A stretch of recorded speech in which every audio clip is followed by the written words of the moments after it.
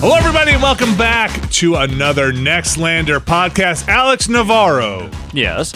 We are back. We are here. Well, you and I are here. Yes, two-thirds of us are here. Brett Shoemaker's still in North Carolina, still without power. Maybe power this morning. We're not sure. It's day by day over there. We did get a brief communique from him, proof of life. He's still out there, so. Yeah, he sent a picture of trucks nearby maybe working on power. So we are here. We are recording a morning early podcast because we got to get out there and we got to get the freshest news. Because there's apparently a book coming out today. What? Yes. And we are joined by an author and a journalist. Jason Schreier, how are you? Hello. It's kind of, Alex, a collection of tweets all assembled into binding and put on pages. And then you can read them. You can kind of read it as if it's just a bunch of tweets, and maybe you'll enjoy it more. Is there like a For You tab in the book somewhere where I can get the hottest tweets that I don't know about? It'll create an algorithm for you where it'll give you only the most hardcore right-wing pieces of the book will just be bubbled up for you. They just inserted randomly into the tweets. Yeah, every once in a while, it replaces like 1 out of every 100 words in the book with the word woke, and then bam. Great, a book for me finally. Jason, you are here. For folks who don't know, Jason, I feel confident saying can wear the badge, journalist, games journalist, and I do wear that badge every day. My wife complains about it constantly, but I gotta wear the badge.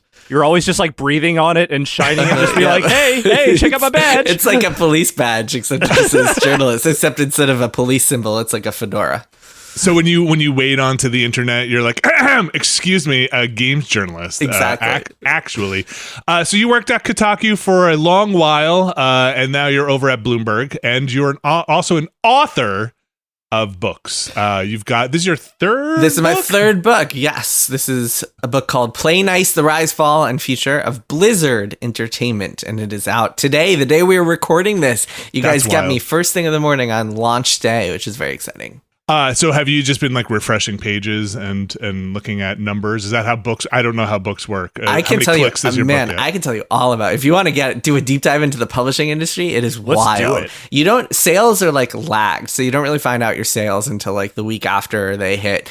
And so the most useful, you're not going to believe this, but the most useful measure for like how a book is selling for an author, like in real time, is the Amazon bestsellers ranking.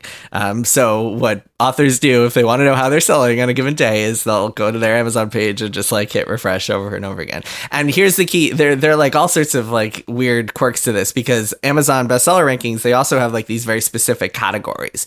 But what really matters is the total number. So like right now I'm looking at my book. It's 9:45 in the morning Eastern time. And it says like number 1 in like entertainment industry, number 1 in company business profiles, or whatever it is, like these specific categories, which is like cool. And it'll be like number 1 bestseller, but that doesn't mean anything. What actually means anything is that right now it's number 483 in books. So it's the 483 ranked book among all of the books being sold on Amazon right now.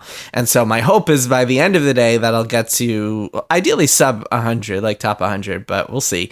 And that is like the best measure of like your real-time sales data. I mean, that is literally like, this is what we have to do. Yeah. I know. And in the way that we have offloaded so many of our basic services to private corporations, it makes certain amount of sense that the only way you would get reliable numbers on your book is to look at a third-party seller and say, I guess we're going up. That sounds good. 100%. Yeah. Does that count pre-orders? Like on the like sales thing? I think so. I mean, it's like, well, it's that given day. So it's like how many copies are being sold right now. So pre-orders. So like the number has been staying strong for the past couple of weeks as pre-orders has been coming in. So that's like a good thing. And then, man, you want to hear a real crazy thing? Is that like, this is the Nextlander podcast. This is what the people want. We're getting into Booklander up in here. So you know how sometimes you'll see a book and it'll be like New York Times bestseller, and that generally makes you you think like, oh, this book is selling really well. And oftentimes that is the case. But the New York Times bestseller list is also, just like the Amazon sales, it's based on velocity in a specific week of time, like a week period of time. So a book could sell, like if a book sells 10,000 copies in a single week, it'll probably make the bestseller list, the New York Times bestseller list. But then it could go on to sell 0 more copies, and it could be like 10,000 total, and actually it's a flop. Whereas if a book sells like 1,000 copies in its first week and then keeps selling 1,000 copies, it could be a massive hit that sells hundreds of thousands, but it's never a New York Times bestseller because it's selling like a steady but lower amount per week. So it's an interesting industry the way that it works. So sometimes when you see something, it'll be like New York Times bestseller, might not be quite as successful as some other like more consistent sellers.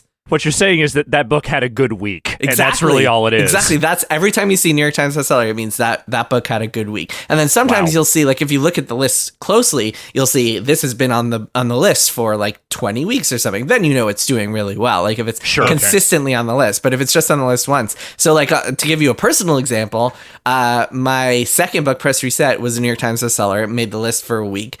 My first book, Blood, Sweat, and Pixels, was not. But my first book has outsold the second one like 5-fold. So it really doesn't tell you if a book is like a huge success or not. But you do get to print that on like a further edition, right? So whenever you get to print it, and also whenever, like if you make the list for the rest of your life, you are a New York Times bestselling author, and that's pretty cool. That's like first line of my obituary right there. That's the other badge you get to well, okay, so what's really wild, so if you ever look at the New York Times bestseller list and you see a book with a dagger symbol next to it, that means that it was kind of like marketed up there. Like someone bought in bulk a bunch of books to get it up there. Essentially it was a con, and it shouldn't actually be in there, but like someone it's an asterisk. Yeah, so someone, like a single person, bought like 5,000 copies of the book to get it up there. It is an asterisk, except they use a dagger for some reason. Right, and the old L. Ron Hubbard method. Exactly. You know? And then so you'll see that with a lot of like conservative, like Fox News host books. Yeah. You'll see that with a lot of CEO books, and one of the reasons they all do that is so they can just put the title New York Times bestselling author on their like Twitter profiles or whatever, and that can get them speaking engagements, which pay a lot more than books do. And so this is like the scam of like how some of these people work. And so like a CEO might have their entire company buy books for every single employee just so they could like show up on that list, and then get to go around and do speaking engagements and charge $50,000 a pop to be like, New York Times bestselling author here, coming to speak here, coming to speak Jason, at your this all company. Sounds a little broken to me. I can't believe it. This is hardly the publishing industry I was led to believe that my favorite authors came up in. This is why you stick to tweets. This is why. Yeah, because those are fine. Everything's good. Right, Twitter has no problems at all. Great. Zero. Finally, a platform without issue. So Jason, you mentioned the book. We're going to get into video games and the book and and Blizzard, but you mentioned this is the launch day of the book. Does that mean you are going on a book tour? I am, yeah. I leave tomorrow for Los Angeles. There's a big Bloomberg event on Thursday. I'm actually interviewing former Blizzard CEO and Blizzard co-founder Mike Morhaime, now Dreamhaven CEO, on Thursday at the Bloomberg Screen Time Conference, and then doing an LA signing, and then I'm going to San Francisco for a signing, and then I'm doing a little event, a college event in Salt Lake City, Utah, and then coming home, leaving my wife with our 2 small children for 8 days. Good luck to her. Oh man. Oh boy. I feel like a professional book tour is like one of the few things you can be like, look. Yeah. I've got a free pass on this one. I got to go do this. Yeah, it's this and like, I mean, work trips, right? So like the Game Awards and Summer Games Fest, and then sometimes like I'll try to fit in DICE or GDC. So yeah. So are you, before the show, you mentioned you're going from LA to San Francisco. You're going to do a drive. You're going to rent a car? Yes, I am going to. And I need tips from Alex Navarro about the best way to do that. So I was thinking, I actually did a Reddit post about this that has gotten very lively because I know there are multiple ways to drive from LA to San Francisco, but there's basically 3 big highways that are your best like arteries up the state. So the one a lot of people recommended 101 as like the more scenic one as opposed to 5. But then I also want to do the Pacific Coast Highway for some of the time at least. Right. So I got to figure out the most scenic version, because I booked the entire day to myself. So I don't mind if it's like a 10-hour drive. I just want to see cool views and stuff. Yeah. So here's the thing: stay away from Interstate 5 and stay away from Highway 99. Those are the two that go up that are faster, but they are the ones that take you directly through the Central Valley. And the Central Valley, while littered with numerous varieties of fast food and gas stations, has absolutely nothing for you other than the horrible smell of Coalinga, California, which is where the vast majority of the cow meat comes from in California. So it's a bad smell and it's a bad scene. Those manure pits, they are big. They are very big. So the 101 is definitely the most scenic, and it runs closest to Highway 1. So if you do need to dart over to the coast, it is a much shorter jaunt from the 101 than it would be from the 5 or the 99. That's your best bet. Yeah, okay, that makes sense. And then, Redditors told me that Highway 1 is actually closed for a big chunk of it because of landslides, so you can't even take Highway 1 all the way up. So I was thinking... true, like... At any given time during the year, there's usually one chunk of it that is not available somewhere. That's so interesting. So I'm probably gonna go on the coast like through Malibu and then take the 101 up or something like that. That's probably your best bet. And it's a lovely drive on the 101. I will say it is about 3 or 4 hours longer, but it is a fairly nice drive. Just stay away from the I-5 because that is the get to E3 as fast as humanly possible drive, not the nice drive. I love how people are tuning into this video game podcast, and 15 minutes in, we're talking book publishing and driving from LA to San Francisco. These are the things that people need to know. Okay, well, let's talk some here. So you mentioned before you got 2 previous books. You mentioned their titles, but you didn't mention their subtitles. So we have Blood, Sweat, and Pixels: The Triumphant, Turbulent Stories Behind How Video Games Are Made. Right. We have your other book, Press Reset, Ruin and Recovery in the Video Game Industry. And then we have Play Nice, The Rise, Fall, and Future of Blizzard. Now, you have kind of a reputation for maybe dabbling in some of the more, let's just say, tougher sides of game development, of going in and covering stories, among other things, of the human cost, let's say, of game development. And I think Blizzard been in the news a lot lately.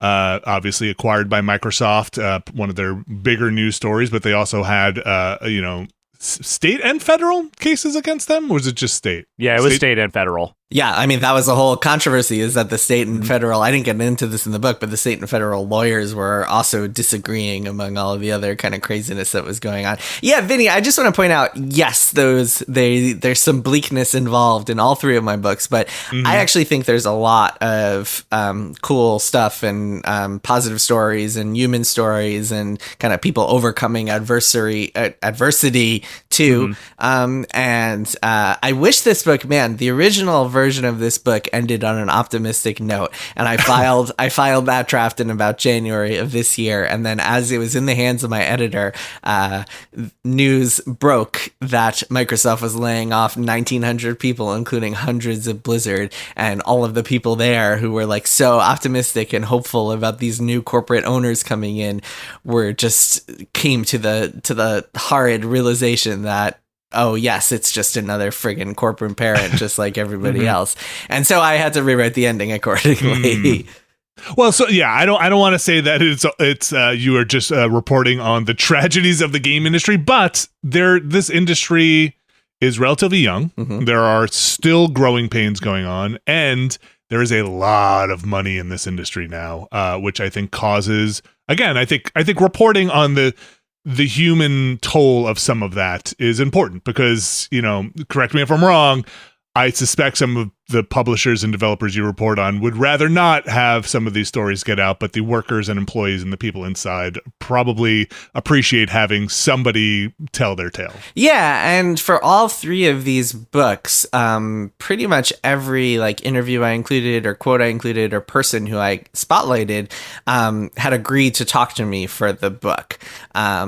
Other than, so in this book, I have a few main characters who I don't quote directly, and I can't really get into who I spoke to about what, who I ran. I tried to make sure everyone had a chance for fact checking. So I won't say that necessarily the main characters, the public figures of it all, I can't say they spoke to me necessarily, but, women who had to deal with harassment at Blizzard, or like men who were there in the 90s and had different like both positive and negative perspectives on the place. Like all of these people spoke to me for the book knowing that their stories would be included potentially in this book. So yes, I mean, I think that they had a desire to get out there and see this kind of this sort of story told.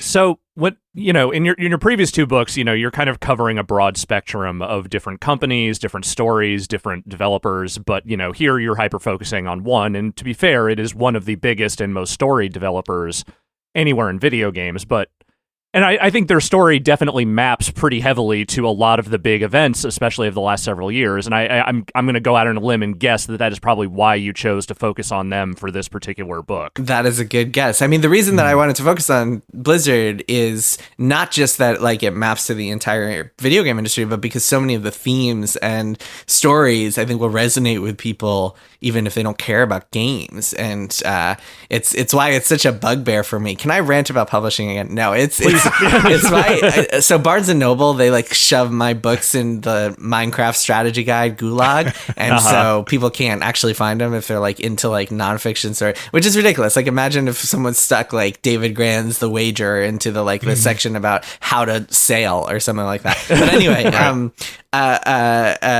so yes, I want this book to really appeal to a broader audience, and my hope is that people will discover it and read it, even if they don't really care about Blizzard or the video game industry, just because it's a really interesting kind of story about creativity versus business interests and a corporate takeover and people struggling to keep up with the demands of insatiable growth and development struggles. And there's just a lot in here I think that will be interesting no matter. And boys club culture, of course, like there's a lot in here that I think resonates beyond, but we'll see. I mean, the real test, I've said this before, but the real test is whether my mom reads the entire thing. She has not read my last two books. We'll see if this one grabs her. Did she start them and put them down, or she hasn't? I don't know. I didn't really get a straight answer out of her. I think she doesn't want to confess to it. But I'll bug her until she tells me if she's actually read the whole thing.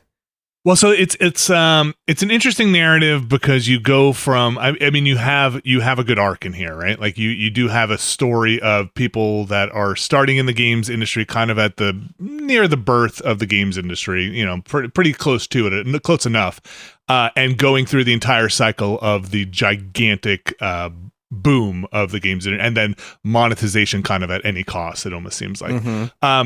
Brad Shoemaker, who is a big Blizzard fan, sent in some questions, and they kind of echo some of the thoughts I had. If we're just going to kind of go into really the book here, because there are some interesting things as I was going through it that I was like, this is, I think, a common misconception, and it's good to have. I didn't know the whole history here of Blizzard, but Blizzard really, as it's known today, was never really independent. They were kind of never an independent studio, having kind of sold from the beginning. What was it? Silicon, and what's the name of the early company? Silicon and Synapse was the original. Yeah. A lot of people don't know this. Blizzard was independent for 3 years total, like in its entire existence. It's almost 34 now. It's 33 years old, and it was independent for 3 years, and it shuffled between parent companies. I think there too, a lot of people, and even to this day, I see people on Reddit being like, Blizzard's mistake was selling to Activision. Like that is not what happened at all in the slightest. They had a kind of this rotating door of corporate parents, each with their own difficulties. I can relate. Yeah, right. We've all been there, right? Yeah. Like we've all been. Man, I was just on the Defector podcast last week, and we were talking about the parallels between Blizzard and like our own company and that shuffling of executives, and man, growth at any cost. That's what it's all about. It's growth. Hey, where's my 20%? I guess 20% if you're lucky. Yeah, right. And also the other thing I'll just add while we're just grousing about being shuffled around is the every new person wants to put their finger in it and add their little spice to the formula, right? And be like, I know how to.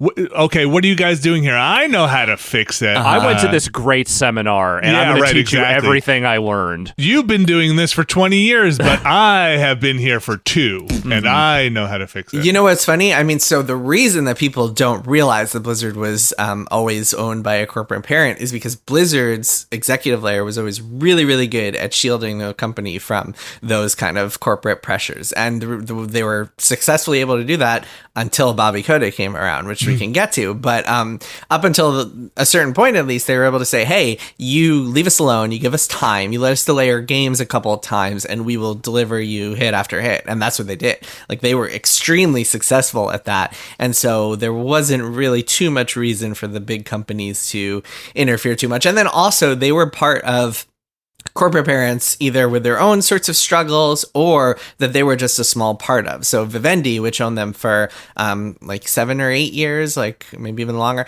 Vivendi was so big at the time. It's this like French utilities company that also had to operated its own media arm with like Universal was involved at some point.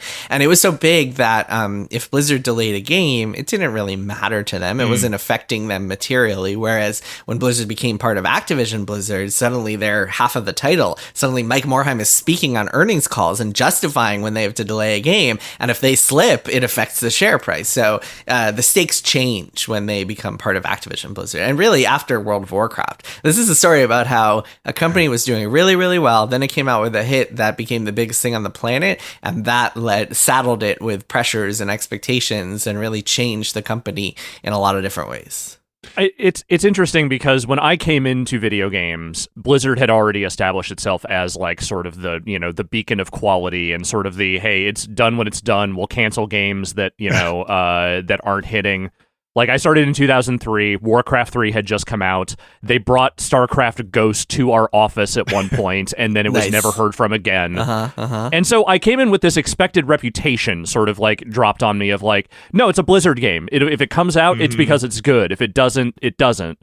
And so, I'd already, it was just an established thing, but reading the book, you get this sense finally, or at least I got the sense finally of like how that came to be, which is that there was this sort of mentality going in, and like you said, there was just sort of a little bit of luck there where they had, parent companies that either weren't interested enough or were just so big that let them sit there and say like, yeah, basically we can throw rocks in a box and put our name on it and people will buy it. Yep. I mean, they got super lucky with an early success story in Diablo 1, the first Diablo, because they were crunching super hard to get that game out by Christmas and did not make it. They were like, look, we are not going to make Christmas. If we release this right now, it will be subpar. It is too buggy right now. We cannot release it. And so they came out on like December 30th of 1996, something like that. And they were a hit regardless. Like, the established wisdom at that point was you have to be on store shelves and in holiday catalogs if you're going to be successful. But this game was a massive hit regardless. It sold something like 1 million copies in its first year. And so that was kind of this case study for them on what happens if you delay a game to make it great, but you miss Christmas. And it showed them that, oh, okay, we can do that. Like, the quality of the game is what matters rather than some arbitrary deadline, which would be an ongoing theme, an ongoing point of tension between them and, say, Activision, a company that believes very strongly in deadlines. But this was like proof to them that they could just slip, and then StarCraft would go on to slip, and then all of their games would slip in the years that followed. And Diablo was proof that it was fine, and people would come to it anyway as long as they trusted the brand and knew they were getting something high quality. I have a question here from one Brad Shoemaker, and it goes back to kind of the early stuff in Blizzard, which I found really fascinating because I share this sentiment that he writes here. Brad says, even as someone who's played Blizzard games since Blackthorn and Warcraft 1, I only passingly knew of founder Alan Adams. Is that how you say his name? Adams. Yeah. Name, and was surprised to find he was basically the heart of the company and the source of its development practices and ethos all the way through World of Warcraft. Yep. I also had never really heard that guy's name. Totally. And he asked, why do you think he wasn't in the spotlight more back then compared to Mike Morhaime and other VIPs like Chris Metzen?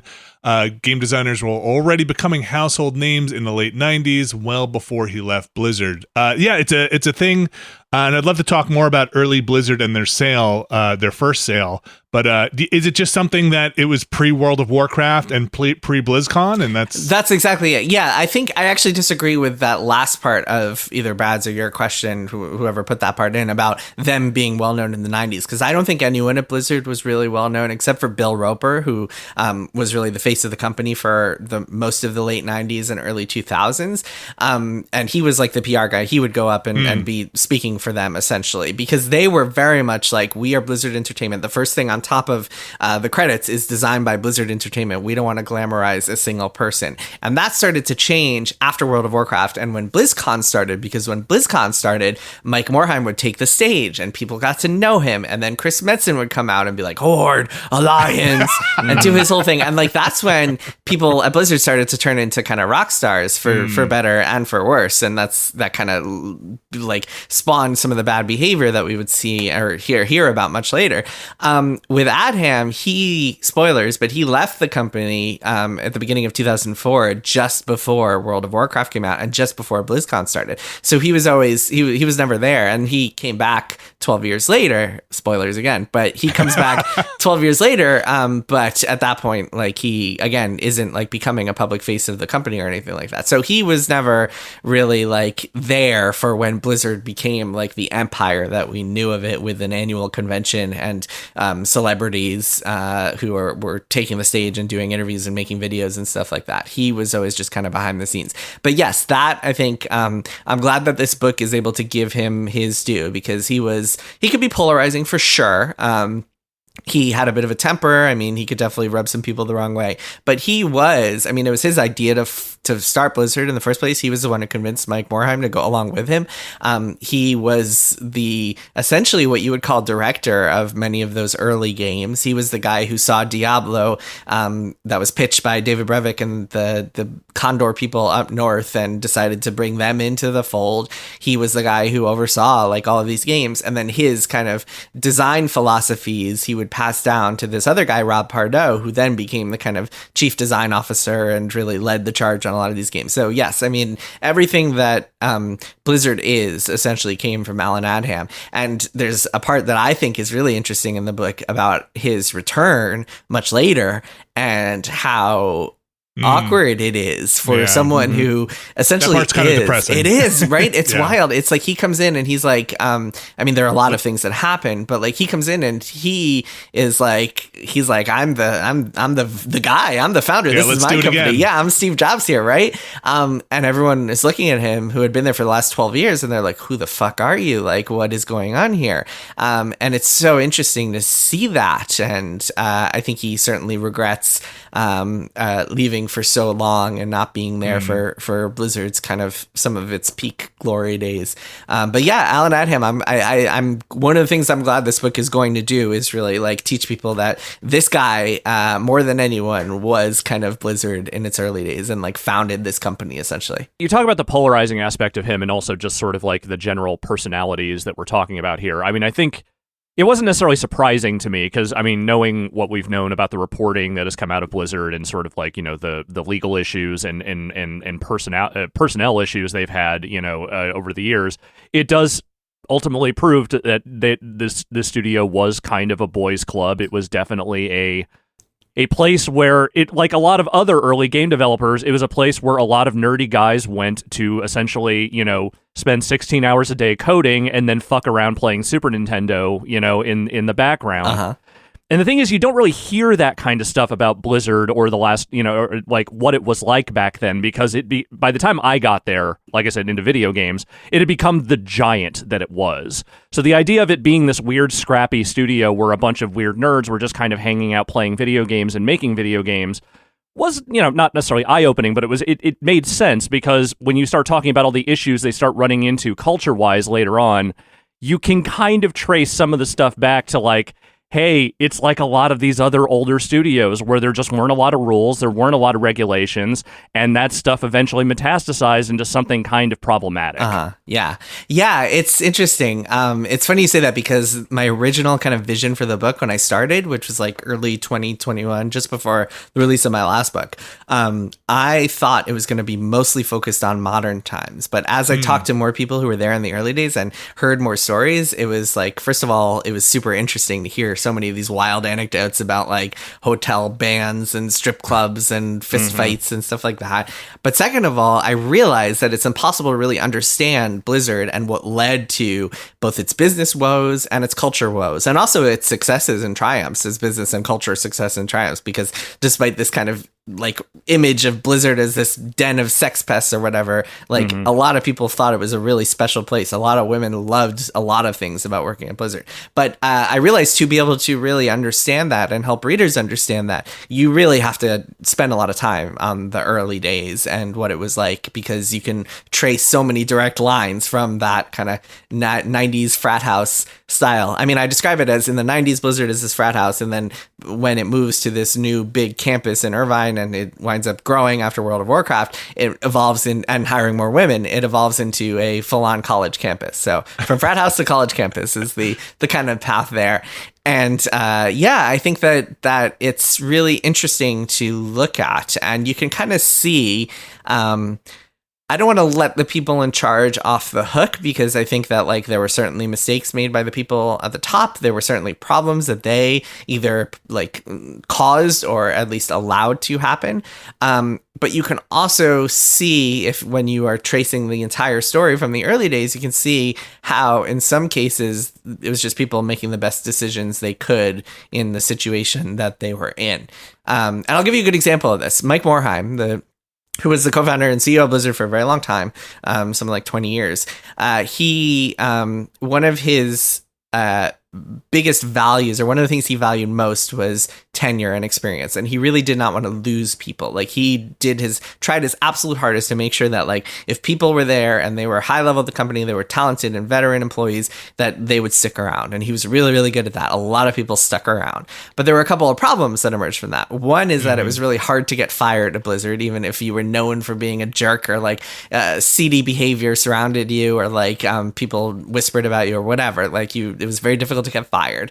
And two is that the people at the very top were inevitably all men, because the only people who had been there for 15, 20 years were people who had been there when Blizzard was almost entirely men. And so you have this situation where it's really a good old boys club at the very top, because women don't have the same opportunities to succeed.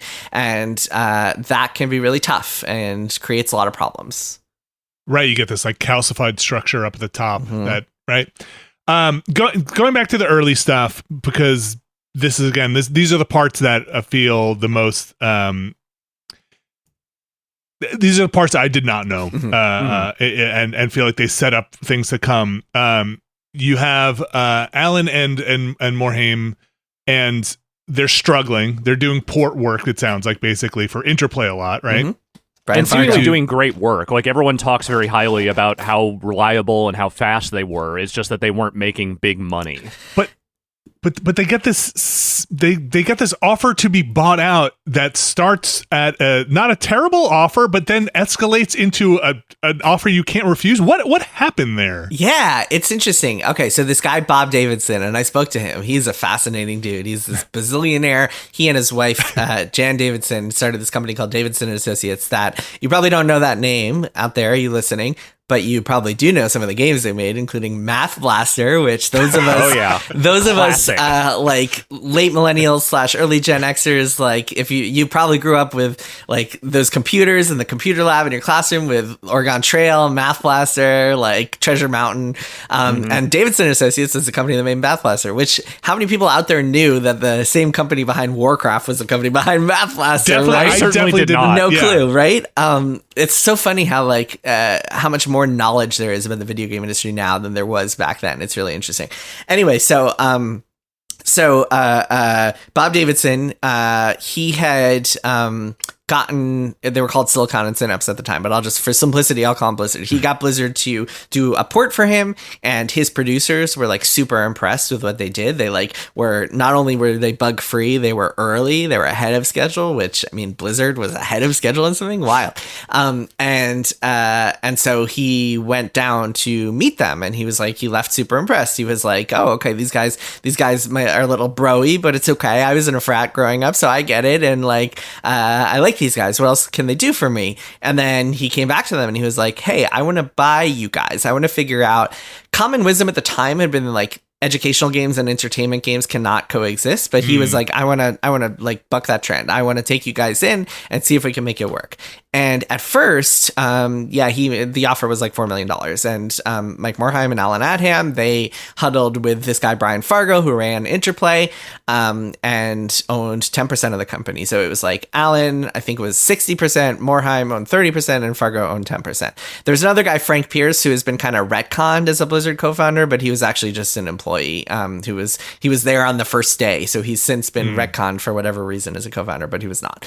So Alan and Mike, they gather with Brian, and Brian is like, I don't know if this is a great deal. Like $4 million might seem like a lot, but it's really not that much after taxes, after you split it up. Like, it's not that much. Like, hold on, it's not retirement money. Exactly, right? Yeah. And they're like, nah, sorry, Bob. And Bob thinks about it, talks to his wife, comes back to them a couple weeks later, and he's like, hey, what would it take to get you guys to sell?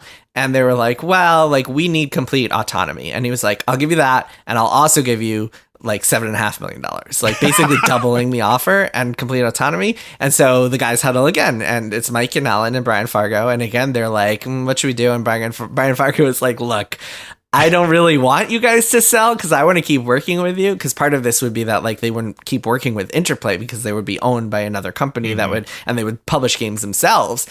And Brian Fargo was like, I want to keep working with you guys, but you kind of have to say yes to this offer. It's just too much money. It's good. It's a pretty good offer. You're not going to get this offer anywhere else. By the way, quick side note, my phone is blowing up right now because the Jets just fired head coach Robert Saleh, unexpectedly, randomly in the middle of this podcast. Yeah. Oh my God. Breaking news. Jesus Christ. Yeah. So my phone is currently exploding. Anyway, and that's how they wound up with that offer. And Mike Morhaime and Alan Adham wound up becoming millionaires at the age of whatever they were, 25 or whatever it is. Do you know why they desperately wanted them so badly? Why they wanted to bring them in at such an expense? You know what's funny is around the same time, a guy named Bobby Kotick had just taken over a company named Activision, and he actually went and had lunch with Bob Davidson, and Robert Kotick was like, hey, what are you doing here? This is crazy. I can't believe you spent $7 million on these guys.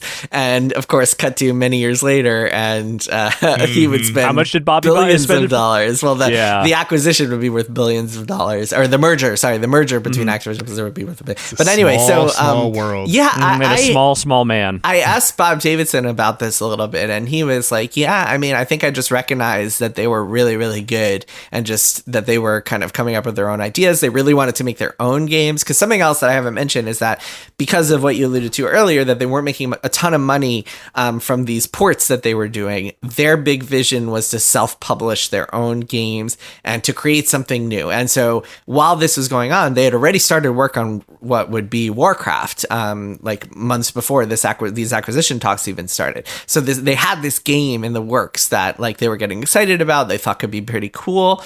And so I think Bob Davidson just recognized, saw something in there, saw a glimmer of something in there, and saw the opportunities, and thought it was enough. And also, to him, even at that point, $7 million, I think, was pretty small for the investment that he was making. Yeah. I mean, at that point, their company was worth, I don't know the exact market cap, but it was publicly traded. They were both worth at least tens, if not hundreds of millions of dollars at that point. They have this gorgeous estate in Hawaii. They have this $20 million mansion or something like that. It's pretty wild.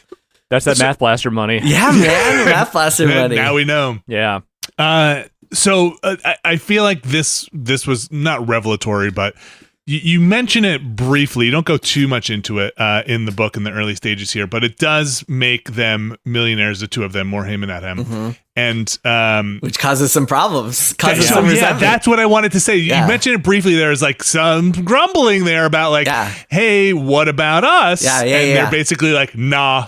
So so this guy Pat Wyatt, who was one of the initial Blizzard employees, like one of the first employees, he really took issue with this because he felt like he was integral to the success of the company, but only these two guys who owned it were getting. And he had in the past asked for equity in the company, and Alan Adham had been like, no. So he grumbled. He like threatened to quit. A bunch of people did. There was like a big rebellion. This would be the first. This like February 1994. This like initial wave of rebellion would be the first of many rebellions throughout Blizzard's history that the book kind of documents. And so these guys were like, hey, we're gonna quit. And so what happened was, to mollify them, which only sort of worked, but to mollify them, Adham and Morheim wound up getting stock options and just passing them out to their staff, their highest level staff. And that helped a little bit, at least until later when that stock turned out to be worth nothing because their parent company became a company called Sendent that was investigated by the SEC for fraud. But at least until then, that helped mollify them. Do you feel like any of that early kind of, hey, we built this thing, or sorry, we're going to take the money because we have the equity, but it sounds like, and correct me if I'm wrong, it was pretty scrappy where everybody was putting in long hours with probably the hope that they would sell and see some return. You start this small thing, you give it your all, and then with the hope we're all in this together, right? Then we sell it, and then it's like actually we're gonna take the windfall. To be fair to Morheim and Adham, to kind of give things from their perspective, they weren't taking a salary. I don't think they ever really took a salary during those first 3 years. They were putting company debt on their credit cards to pay the salaries for everyone else. So like everyone else at the company was getting a salary. They were it wasn't high salaries back then. They were all in it more for the fun and the satisfaction than for the money. But like the way, from their perspective, I mean, they had been the ones making the biggest sacrifices, especially financial, and the biggest risks. Yeah, they were in debt. They like were maxing out their Discover cards and like taking advances and stuff. And so to them, I mean, I think it was definitely a risk. But yes, of course, if you're the people at the like just below them who feel like you're in the trenches. And you know what's interesting about Blizzard is that like I think for a lot of those people, it felt like they were this kind of flat company where there weren't really bosses. They're all just kind of like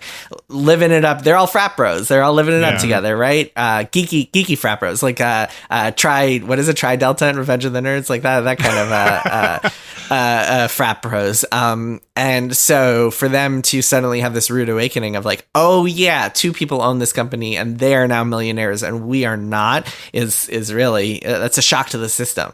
And in fact, a little bit later, a bunch of people wound up leaving Blizzard. I think this was just after StarCraft, to form this company called Fugitive. And one of their philosophies there, that falls apart within less than a year, but still one of their philosophies is like, they started essentially what you would call a co-op today, because everybody owns like 5% of it, like all the 12 employees who started it, which I think was a direct response to this idea of like Blizzard, just the people at the top are getting rewarded. So yeah, it's really interesting to kind of trace back that history again, and it all just like really you can draw this straight line to like who gets rewarded now, and a lot of the financial like compensation issues that Blizzard would deal with later. It all plays into one another, and it's really interesting to me.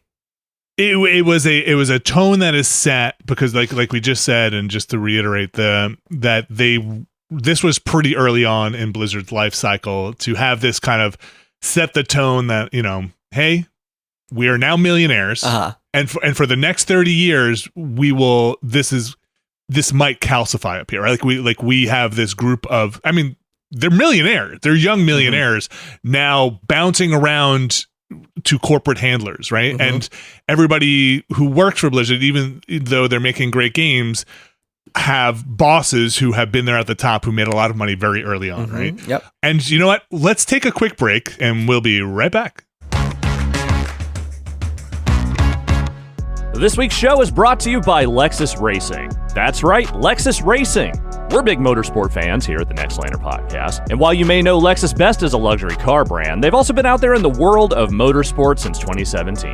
Lexus Racing has been built on a foundation of precision, innovation, and an unwavering commitment to excellence. And last year, all those elements came together as Lexus, with their team partners at Vassar Sullivan, won the 2023 IMSA GTD Pro Class Championship with Lexus RCF GT3. In 2024, that very same team is on the track once again and back in title contention as they race into the final stretch of the season. And you can follow them every race weekend by keeping your eyes peeled for the Dayglow yellow and black Lexus RCF GT3 cars. And you can head to lexus.com/motorsports to learn more about the team and find out about all the upcoming races. That's lexus.com/motorsports. Thanks, Lexus.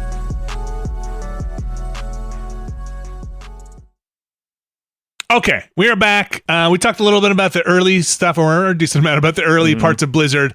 But you kind of, Jason, you kind of mentioned they get handed around for one reason or another.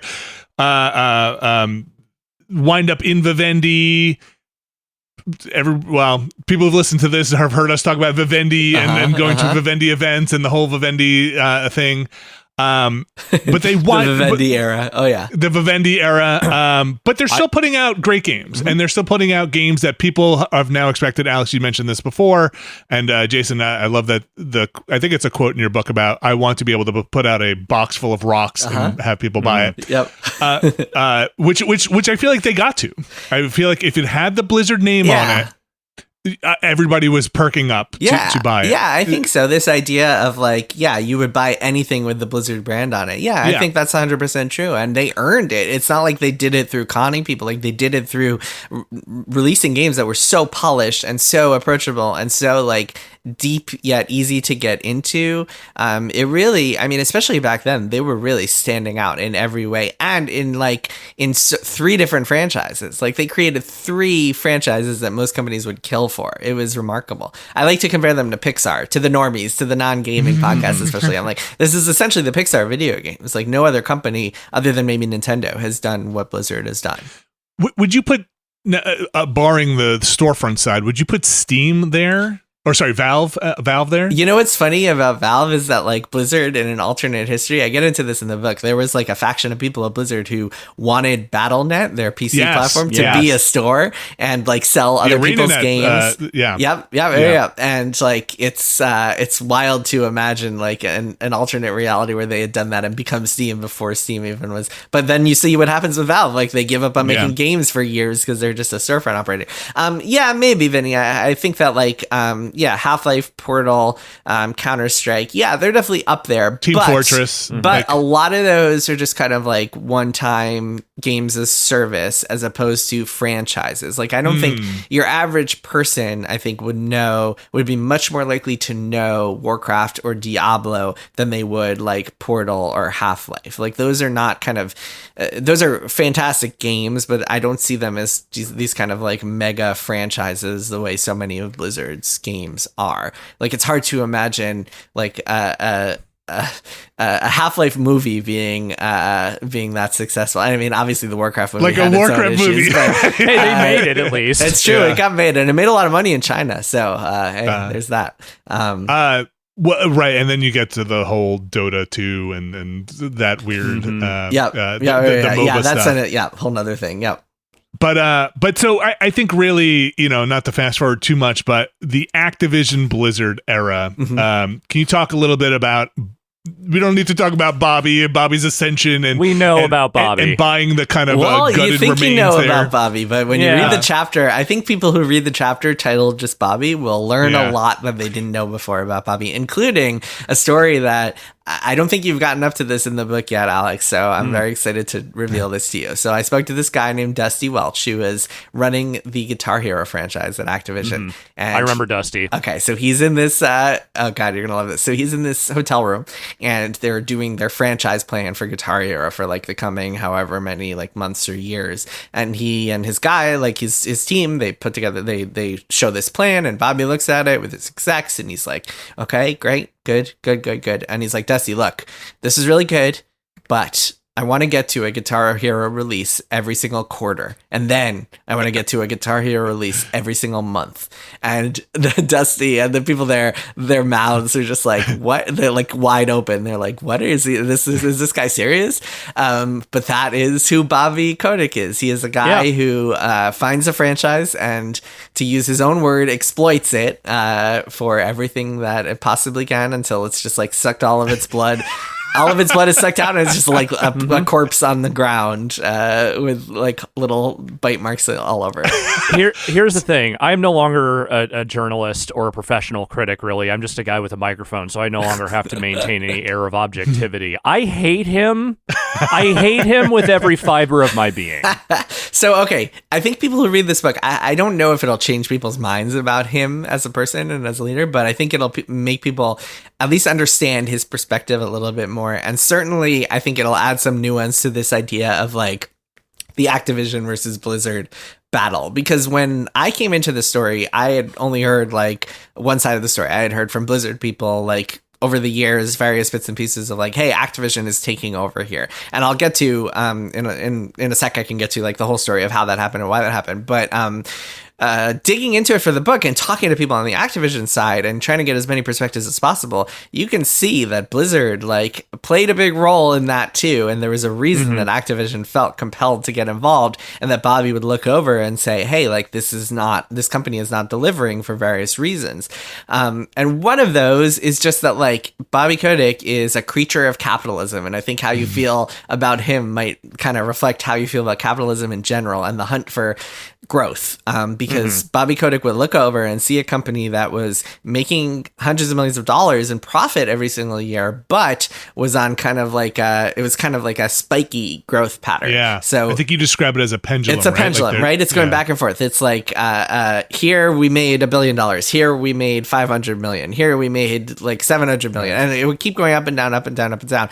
And that is not the growth that shareholders are looking for. That is not the consistent growth. And he would look over at World of Warcraft especially, and he would be like, why are you not releasing World of Warcraft expansions every year? And his people at a certain point were like, if you can't do WoW expansions every year, why can't we do a WoW expansion every other year and then a new Overwatch game every other year, or a new Diablo game every other year, and so on and so forth. And the idea was more predictability, more steady growth, more consistency.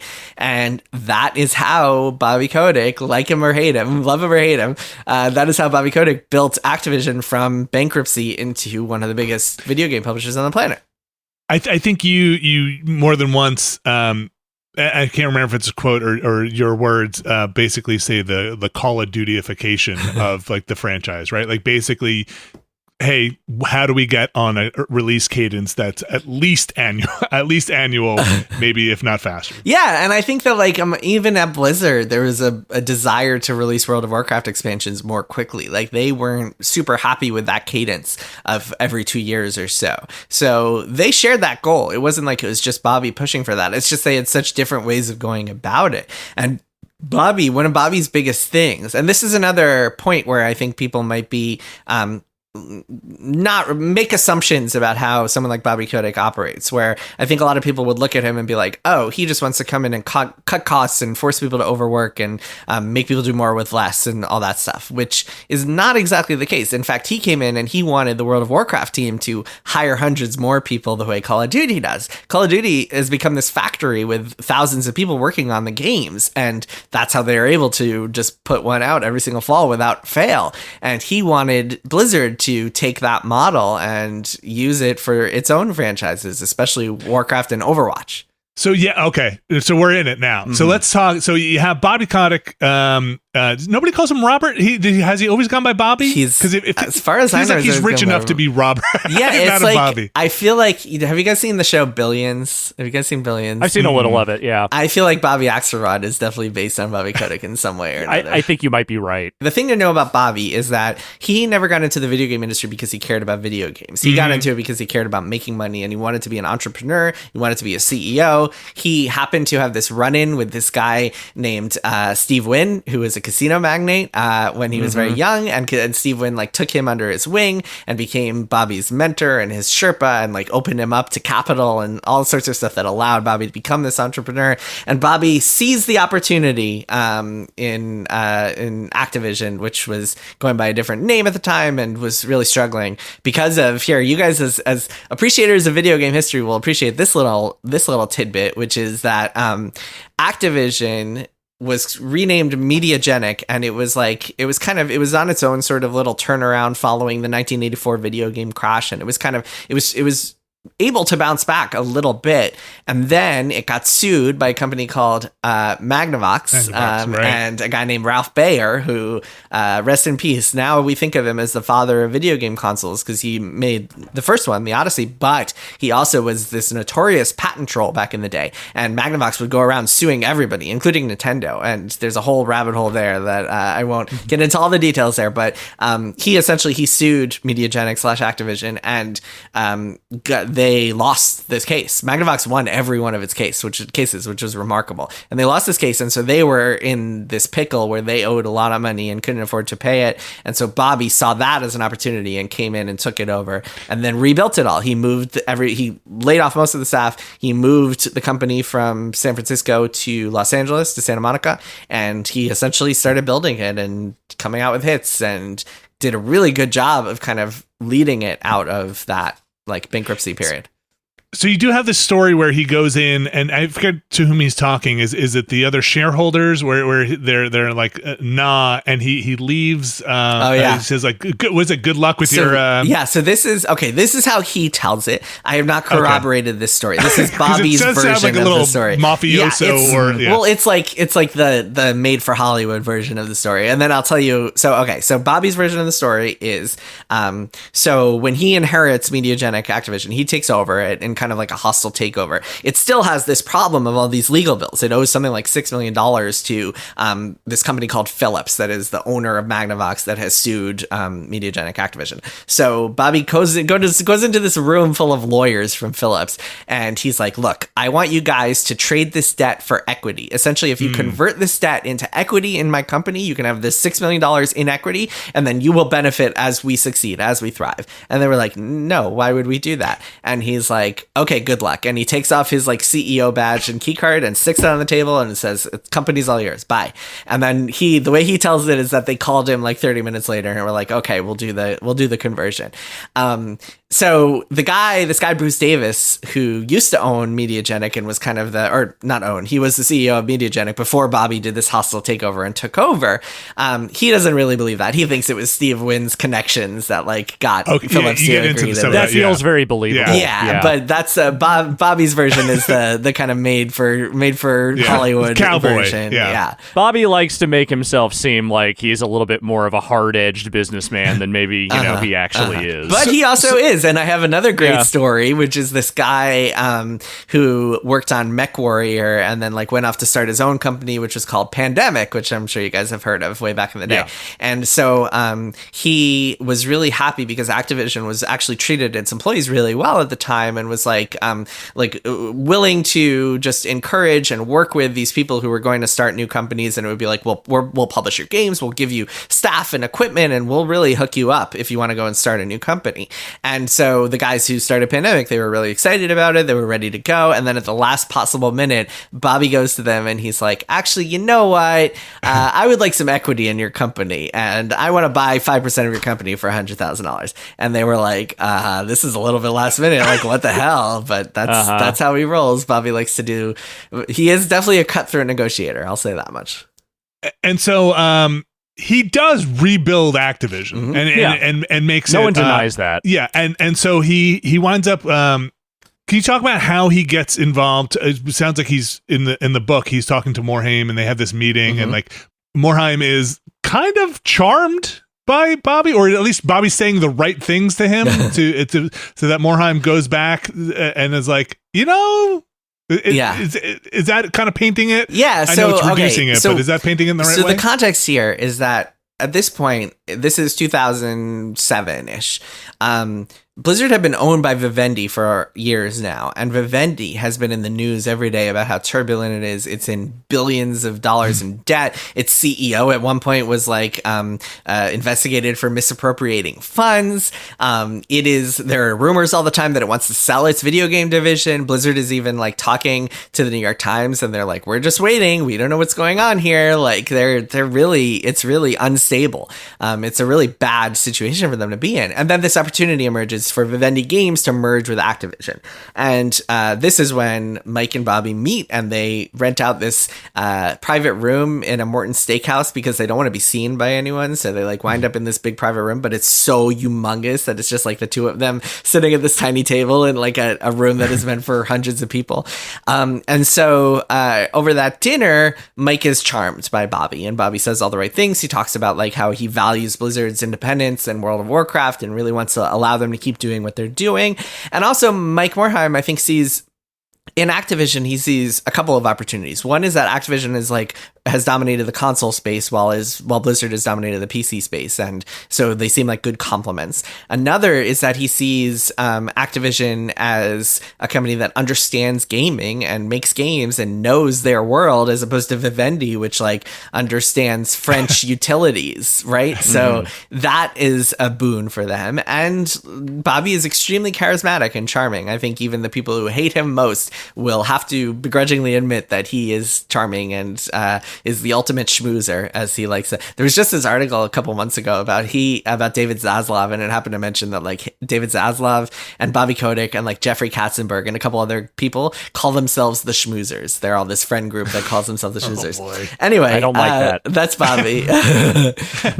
And so Mike walks away convinced, and they wind up doing the merger. That was that type of meeting where like it's not like Mike Morhaime called the shots at Vivendi. Right, like Vivendi could have done this no matter what, but I think they wanted one of their key guys to be on board because he runs Blizzard, and Blizzard is their biggest moneymaker. So it seemed, and for a while it was good. There was a very long honeymoon phase. It was like really, I mean, other than the occasional dust up, like when Blizzard had to delay a game or something, it was like a 5 or 6 year honeymoon period before 2013, which is the year that the problem started. Let's talk about the problem starting. Yeah. So So what do we have at this point with Blizzard? We're Blizzard. We're Warcraft. We're StarCraft. Diablo. We've got our established franchises. StarCraft Let's 2. do it. StarCraft 2 comes out 2010. Diablo 3 comes out 2012. So yes, Blizzard is doing. We've got pretty World well. of Warcraft printing money still. It is definitely printing money, but it is on the downswing. So like it peaks around 2010 with 12 million subscribers, and then starts going down from there. And it's still a cultural phenomenon. Oh yeah, like it's still everywhere. Still making. Still I mean, everywhere. Blizzard, like World of Warcraft, even at its lowest point, is still making more money than the rest of the company. Like it is still the profit generator for Blizzard. And remember earlier I mentioned about the spikiness, like the pendulum of the Blizzard profits swinging back and forth between up years and down years. The up years are World of Warcraft expansion years. The down years are not. That's fundamentally it. So yeah, World of Warcraft is still doing well, but there's this other project in the works called Titan, and Titan is supposed to be the next big MMO, the WoW killer, the successor to WoW that prints just as much money. And Titan is like one of the reasons Bobby merged with Blizzard in the first place. Titan is very exciting. Like Bobby Kotick is taking Blizzard developers to meet with like his celebrity pals, like Tom Brady, and in a room with him and being like, hey, these guys made World of Warcraft and you'll never believe, like, you got to see what they're working on next. It's the next big thing. And Titan is supposed to be, I mean, it's a lot of things, which I think is part of the problem, but essentially it's like got superhero fighting, shooting sections crossed with like daytime life simulation stuff, kind of like The Sims or Animal Crossing meets like Team Fortress 2 or something. And in 2013 it gets canceled because after 7 years of development and $80 million, it has gone nowhere. Nobody knows what it is. It's trying to do too many things. It is just a disaster. And so Blizzard cancels it.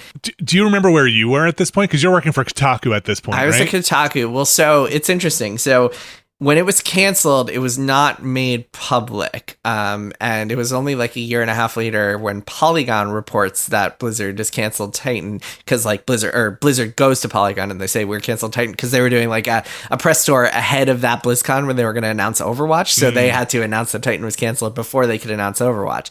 And when they announced that, then for Kotaku, I did this story where I dug up what Titan actually was and first revealed that to the world. But before that, nobody had known that it was actually canceled until like a year and a half. Actually, it was after it was canceled. Back then, Blizzard was much better at keeping secrets than it is these days.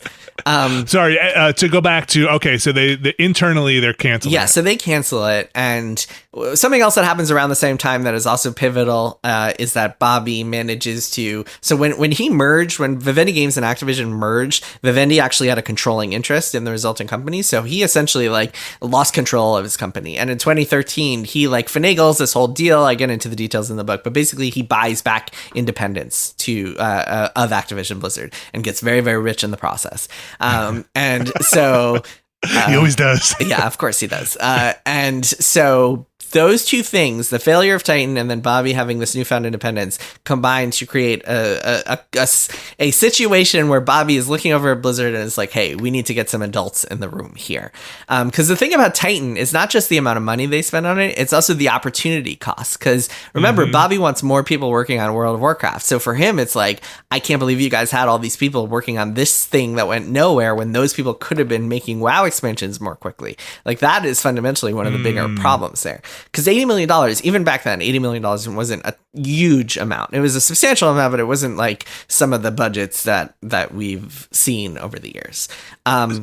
So that leads to him first and foremost pushing Blizzard to hire this chief financial officer, this guy named Armin Zerza, who comes in and brings in an army of MBA types and starts changing the culture of Blizzard's kind of non-development departments in a big way.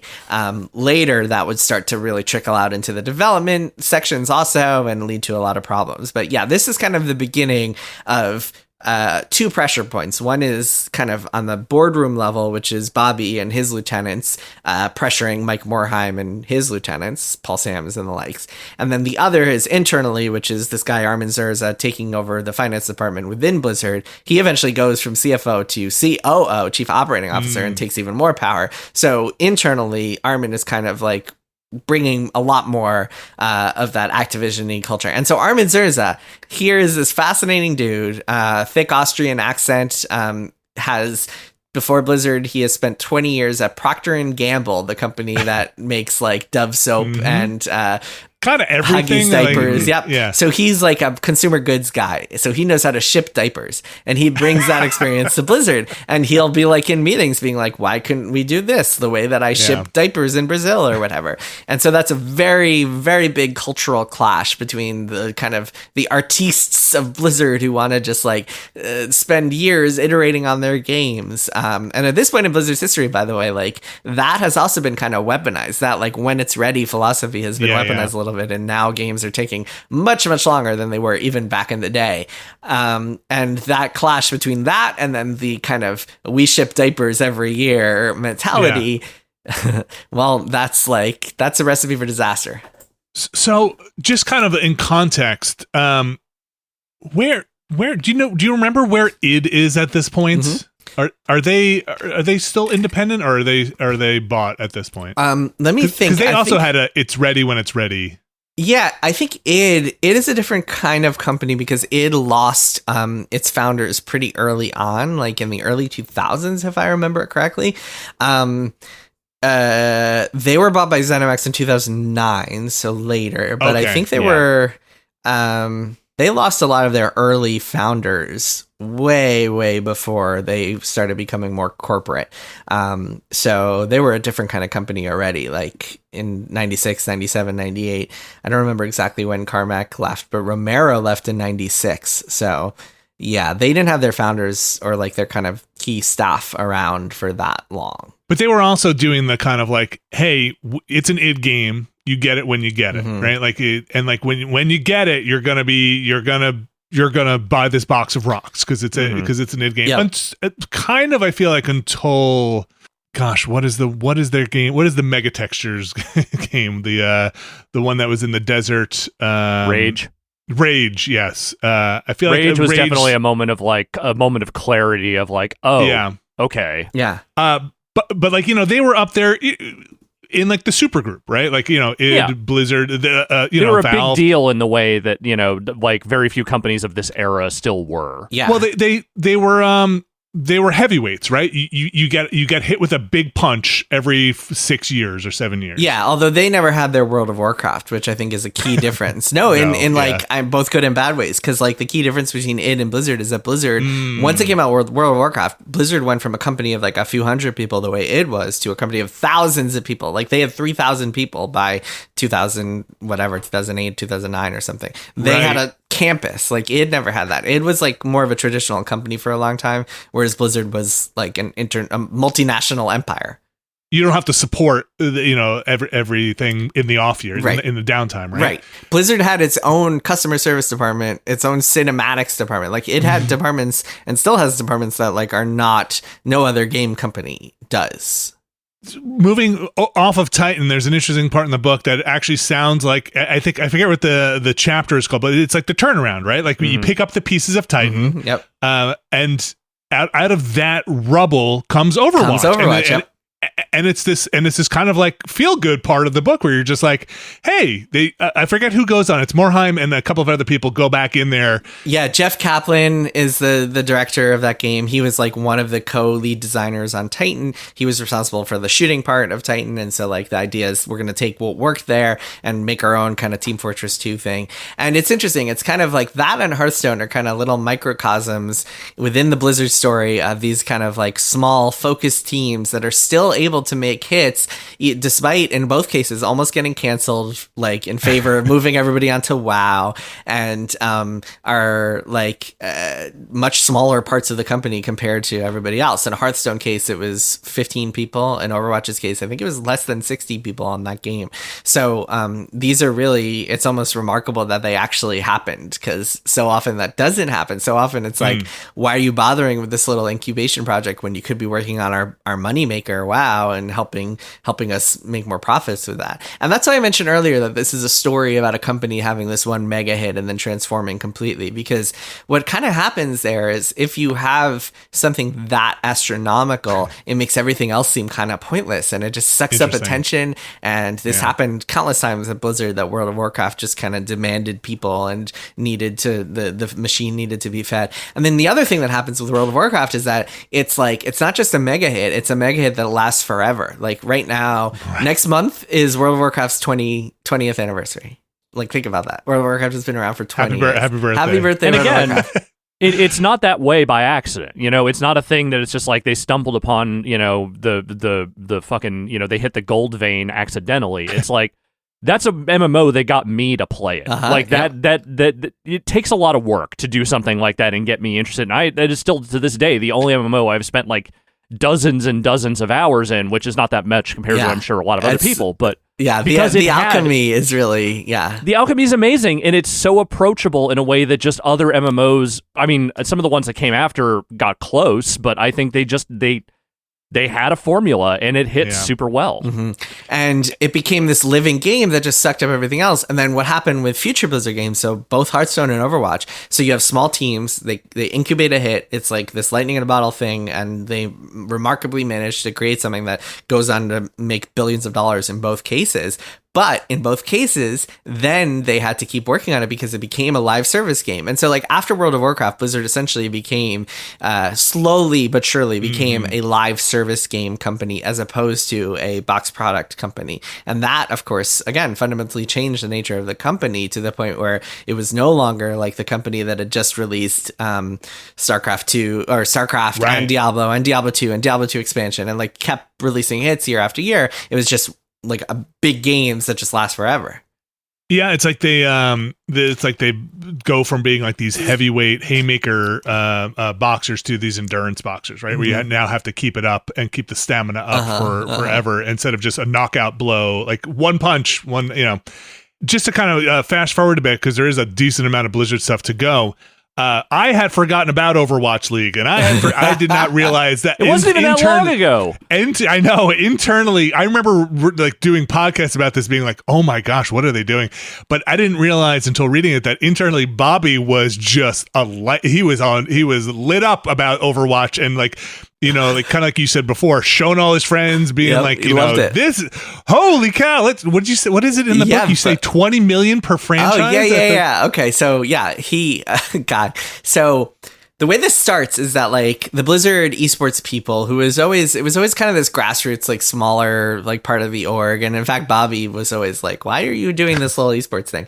Until he started to see like the League of Legends esports take off. And he was like, oh, there's a lot of people watching this. There's a lot of potential wallets out there. And so this small group of people led by this guy named Nate Nanzer, who would go on to become the commissioner of the Overwatch League, they started pitching this idea of like Overwatch as like a traditional sports league where there's teams based on cities and like people get salaries to keep playing, and it just feels a lot more professional than like previous esports things, which are kind of disjointed and very grassroots. And so they take the pitch to Activision, and Bobby loves it. In fact, he loves it so much that Nate Nanzer is pitching that each team owner buy into a team at $250,000 and like get some heavy hitters in there. And Bobby's like, no, $20 million per team. And that sounds absurd, but his logic makes sense, because his logic is that he wants to get involved traditional sports team owners and like other billionaires he knows. Like he pitches Elon Musk at one point. Billionaires like Bob Kraft, who would become like an integral part of the Overwatch League. He's the owner of the Patriots, Alex's beloved. And he comes in and so Bobby is thinking like, Bob Kraft is not going to give a shit about a $250,000 investment. Like he did, like, even if you grow that to $1 million, like 4x, like it doesn't matter. That's couch cushion money for him. But $20 million, turning that into $100 million, that is interesting, even to these billionaires. Like that is a compelling proposition. So Bob Kraft comes in and he gets like the Rams owner to come in and all these other big name folks, billionaires that they're pitching. And that is Bobby's vision. And I think that's one of the kind of fundamental flaws of the Overwatch League, is that all these teams wind up starting $20 million in the hole, which is very hard to claw out of, no matter how successful the league might be. And there's already no, like, as we all know now, especially, but even back then, it was a little bit of a bubble. There was a little question. There were a lot of questions about whether esports could actually make money. And yeah, did not turn out well. And also Overwatch League really distracted. It really took a lot of time and resources from the Overwatch development team, because they had to make every single team brand. They had to make like replay viewers and tools and technology and all sorts of stuff for the Overwatch League that took a lot of their time. That, I mean, if you want to know why Overwatch 2 took so long, that is one of the biggest reasons. Yeah, I mean, look, I would actually go on record as saying Overwatch is probably the Blizzard game I have spent the most time playing. Like, I really fell for that game hard in a major way. It was a pretty spectacular experience, especially in those first couple of years. But I think anyone who was playing that game that was not like a big esports junkie saw this immediately. The second that Overwatch League appeared, we sort of like the sense became, oh, this game is shifting into something that is not necessarily for people who just want to sit down and play it casually. Like they are trying to turn it into this hardcore esport. And I think a lot of the design decisions they started making around the game to try and make it more legible to an audience really kneecap that thing in a pretty significant way.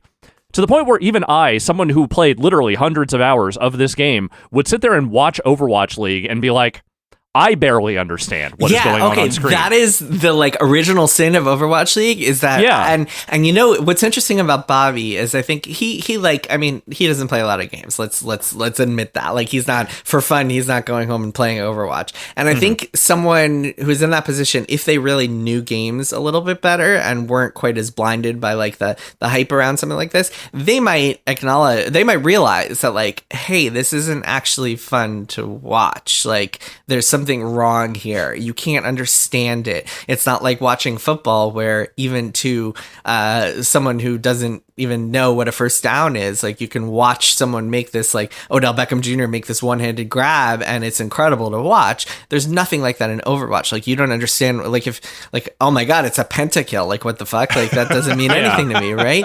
And I think that was a problem they can never get away from, and esports in general can never get away from, is that it's just not that fun for most people to watch. And I say that as someone who is, so StarCraft 2 is my Blizzard game of choice, and I've watched a lot of like pro StarCraft 2 matches and really enjoyed it. But like nobody except for StarCraft 2 fans is ever going to watch and enjoy those. Like you have to know the game and know the units and like understand what it means when like this Zerg guy has one more base than their Terran player and why that matters and so on and so forth. In Overwatch, like to your point, even hardcore players like are like, what the hell is going on here? So flawed from the beginning.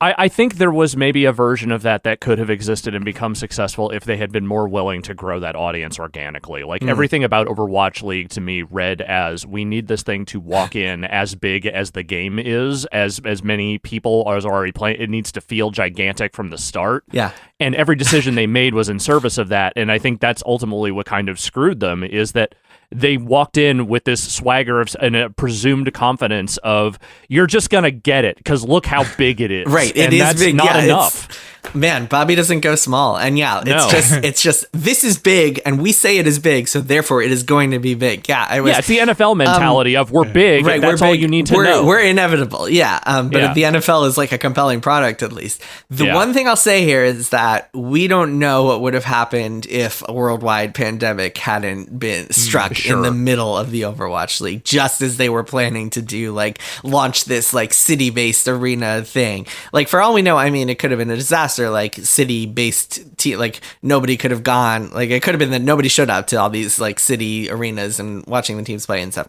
but we'll never know. And like the pandemic, I mean, anything that was had a revenue model based on live events was going to have a rough couple of years. So well, they were also going to run into major problems anyway, because look, while from a strategic standpoint it makes perfect sense to have teams in Korea and China and other places where Blizzard games are very popular, having teams from the United States and from those countries travel back and forth between those countries is not like NFL teams having to fly to fucking Cleveland. Like, it is not the same thing. I don't know. The Jets is playing London last week, and it was pretty miserable. And that's one of the things that I think is killing the NFL is that they are doing too many international games that are making the product suck when those teams get there because they are exhausted. Yep, 100%. And now they fired their head coach. That's true. There it is. That's true. You go to you London. You can draw a direct line. One to one. Yeah.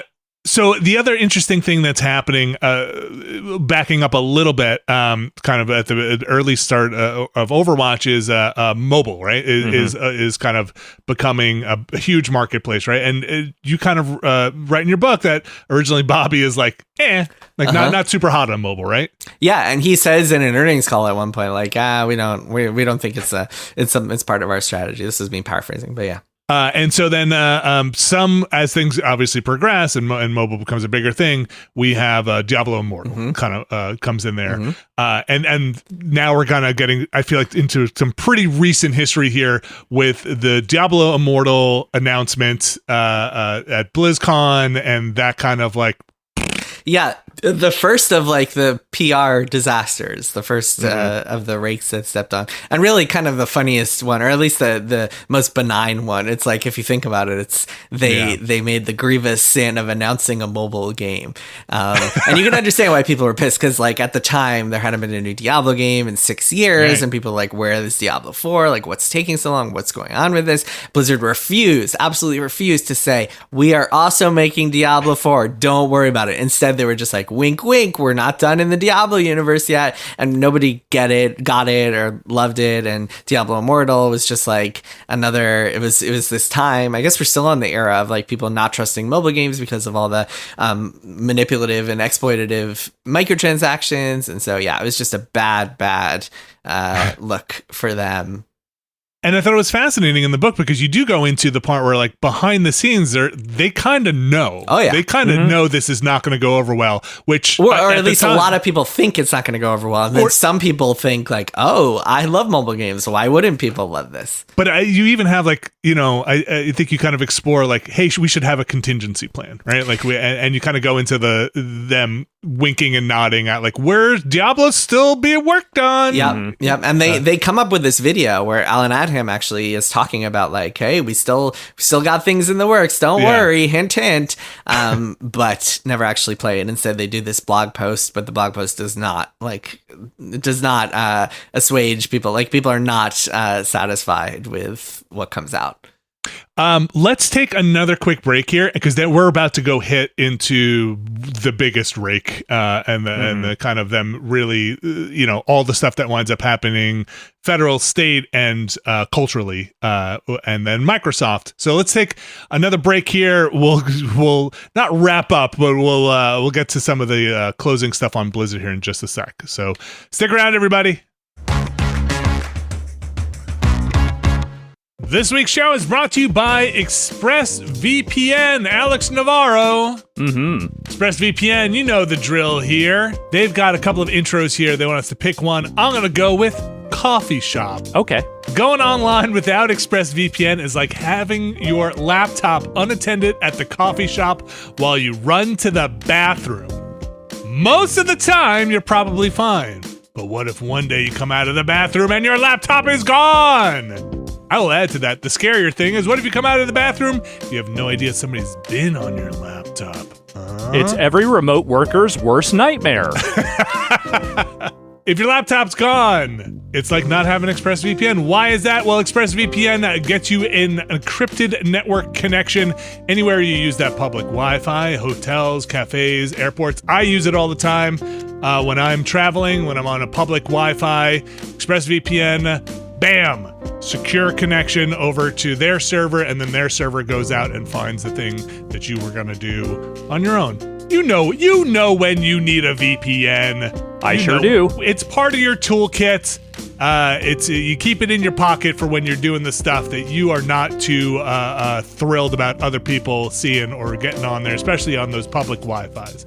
ExpressVPN is easy to use. You can just pop it on your laptop. You push a button and it connects to one of your nearest nodes, one of their nearest nodes. Or if you want, you can select one further away if you want to try and get your IP address in another country for another reason like that. Also, it works on a bunch of different devices. I have it on my phone, my computer, iPads, wherever I am connecting to the internet. How can you get ExpressVPN? Well, you can secure your online data today by visiting expressvpn.com/Nextlander. That's expressvpn.com/Nextlander, and you can get an extra 3 months free. expressvpn.com/Nextlander. Thanks, ExpressVPN. All right, we are back, and during the break, we were talking a little bit, and I was saying how my Blizzard connection is single-player, story-focused games that they were putting out that were like, oh, great, here's this RTS game, but it's got this lore in it, and like everything you do drives this lore forward in the game. Same thing with World of Warcraft. Like, look, there were stories in other MMOs, but there was like a big narrative push in World of Warcraft that kept me going, even though it's like, go collect 5, raccoon tails and, bring it back to me. But there was a lore there.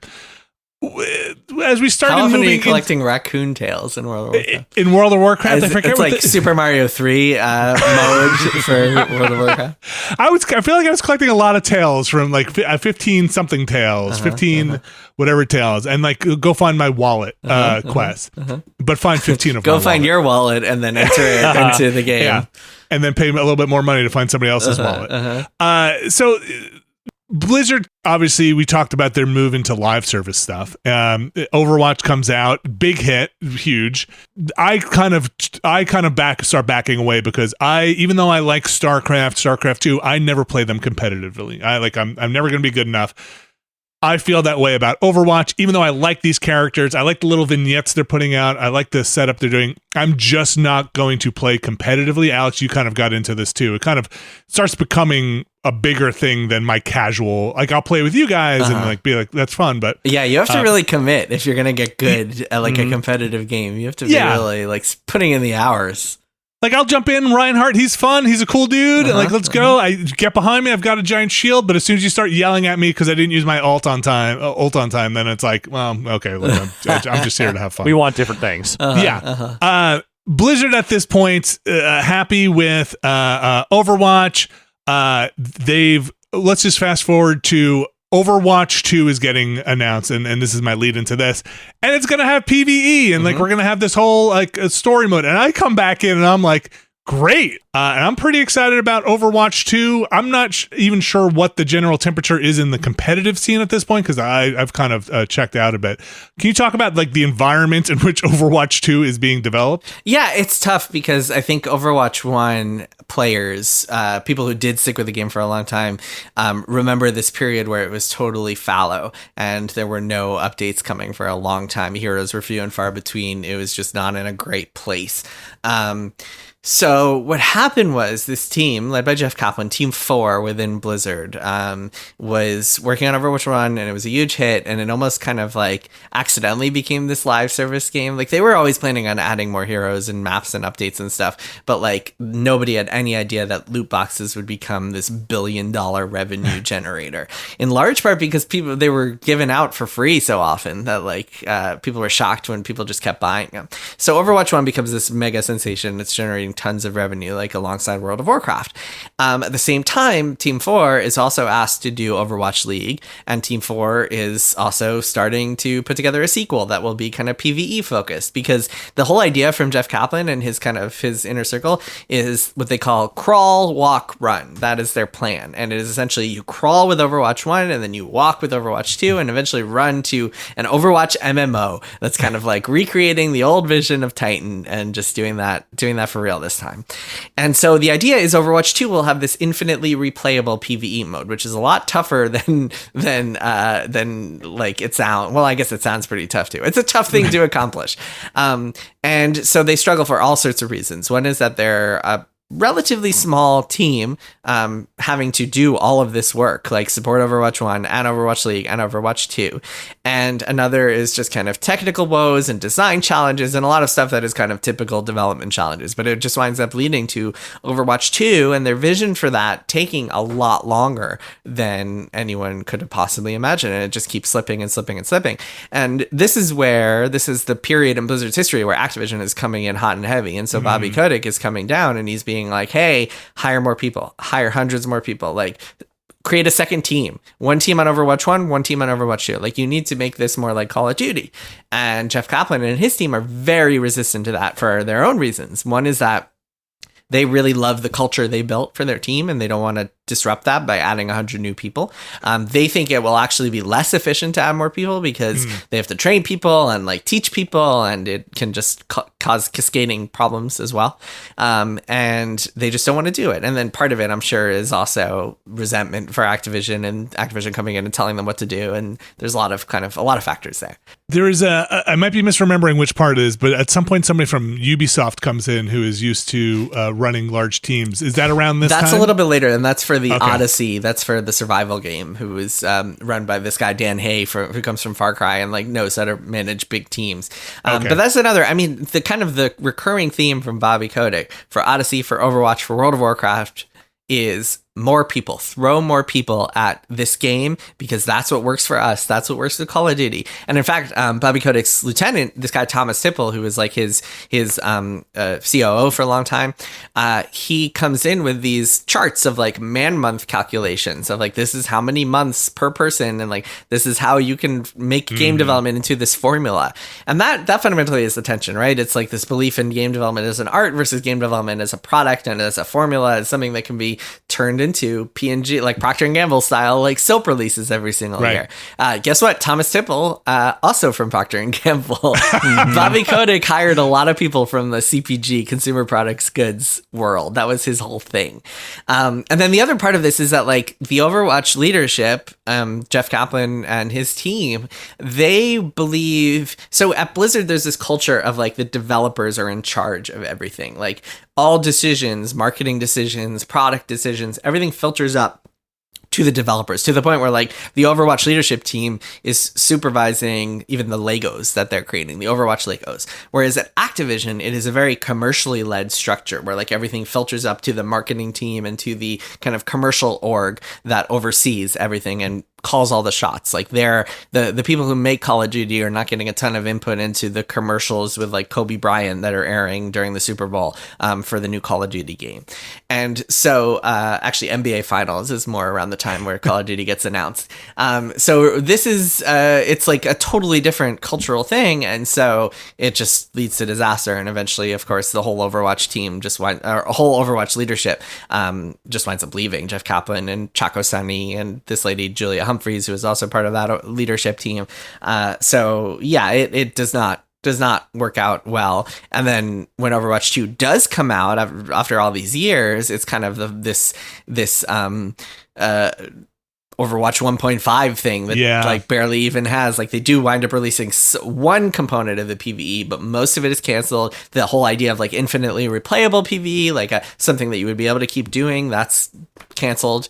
And now we are where we are with no more PvE for Overwatch. With a free-to-play version of Overwatch that really just has not ever found a great way to make itself distinct from its predecessor. Yeah, although it does have a pretty big audience, I will say. Like there are still people who love Overwatch. Yeah. But it's like, yes, it is distinct from its predecessor. Yes, I said that when I thought you were going to say distinct from the rest of the market, which is kind of also a problem that these service games run into. But yes, you're 100% right. It is not found. It feels like, why is there a 2 on this thing? Yeah, it's an EXE update. It's not really a sequel.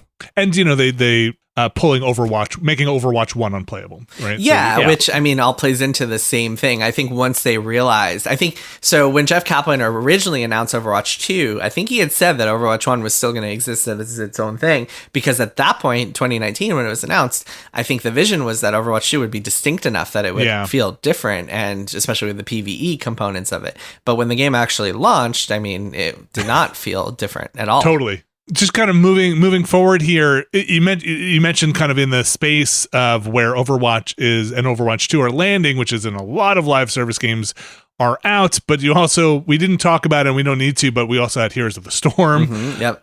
And we had Hearthstone, which I was not a huge Hearthstone fan. Alex, you played a ton of Hearthstone. Very successful for Blizzard. Yeah. Do you know, where is Hearthstone now? Is Hearthstone still kicking? Yeah, it's still bringing. My understanding money? is I think they still put out stuff for it every now and again. Yeah. Okay. They still have new expansions every so often. Yeah, definitely still around. I think Hearthstone reaches a different kind of audience than a lot of other Blizzard games. I remember, so when I was at Kotaku when Hearthstone came out, 2014, and we were part of Gawker Media, and so we shared an office space with all of the other websites, Gawker and Gizmodo and Jezebel and such. And Hearthstone was one game that like our colleagues at other tables would play, even if they weren't into like a ton of other games. Like it hooked a lot of people. Because it was a phone game, because it was really approachable, it felt really snappy and fun to play. It hooked a lot of people who wouldn't normally play Blizzard games. So you go into a lot of that stuff in the book, and it's fascinating because seeing Hearthstone, or reading about Heroes of the Storm, and them trying to kind of get a hold on the MOBA scene, obviously with Dota and Valve and all of that stuff is very interesting. But let's get into where things start, kind of the end of Activision Blizzard as we kind of know it. So where does this start? What precipitates the kind of bursting of the dam here? Yeah, so there's this series of like bad events that happen to Blizzard. And so it starts with the Diablo Immortal thing. Then a year later, there's Blitzchung, which is this guy who kind of speaks out about Hong Kong on a Blizzard stream and is punished pretty severely for that. And that leads to a huge firestorm of controversy, to the point where AOC and Ted Cruz are teaming up to sign a letter to Bobby Kotick about it. So that's a whole big shitstorm. The biggest blemish on Blizzard's history, at least up until that point, was then the release of Warcraft 3 Reforged in January of 2020, which was for Blizzard's first objectively bad game. Like, it was broken, it was busted, it was glitchy, it was missing features that the original version of Warcraft 3 had. It did not deliver on the promises that they had originally made when they announced it. It was just all sorts of problems there.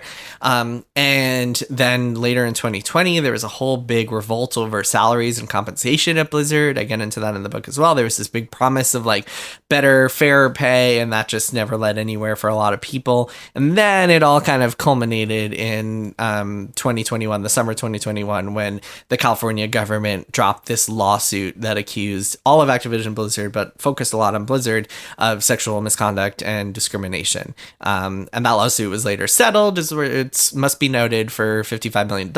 And it was one of those settlements where it was like, no admission of guilt, and we withdraw the sexual harassment claims, and so on and so forth. So that was really the point. That was kind of the dams bursting. And that pretty much directly led to Microsoft then buying the company about 6 months after that lawsuit hit.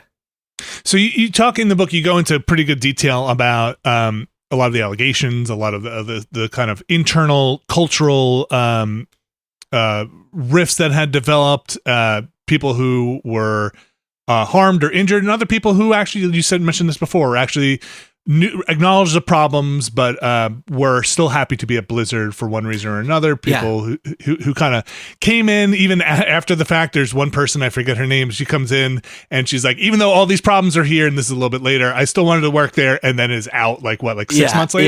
Yeah, for other reasons. Yeah, that's a whole nother thing. But yeah, I mean, to your point, it's not, I think that like the way I would describe it is that people loved so much about Blizzard, but also hated these other aspects of it. So it's not so much that like, oh, well, I still love Blizzard despite this. It's like, I love Blizzard so much, I wish this wasn't also like that something I had to deal with here. A lot of women just describe this as, I mentioned earlier about how one of the biggest problems is that only men were in positions of leadership and power there. That was a huge problem for a lot of women.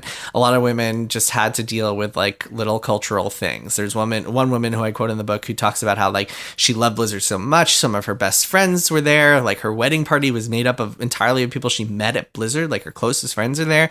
Yet at the same time, she had to deal with all sorts of just random bullshit, like learning that she was paid like significantly less than her boyfriend at the time, who had the same exact amount of experience as her, or like knowing that, or like going into work one day and like some dude being like, oh, your butt looks great in those shorts, and like her never wearing shorts to the office again because she didn't want to have to deal with that shit.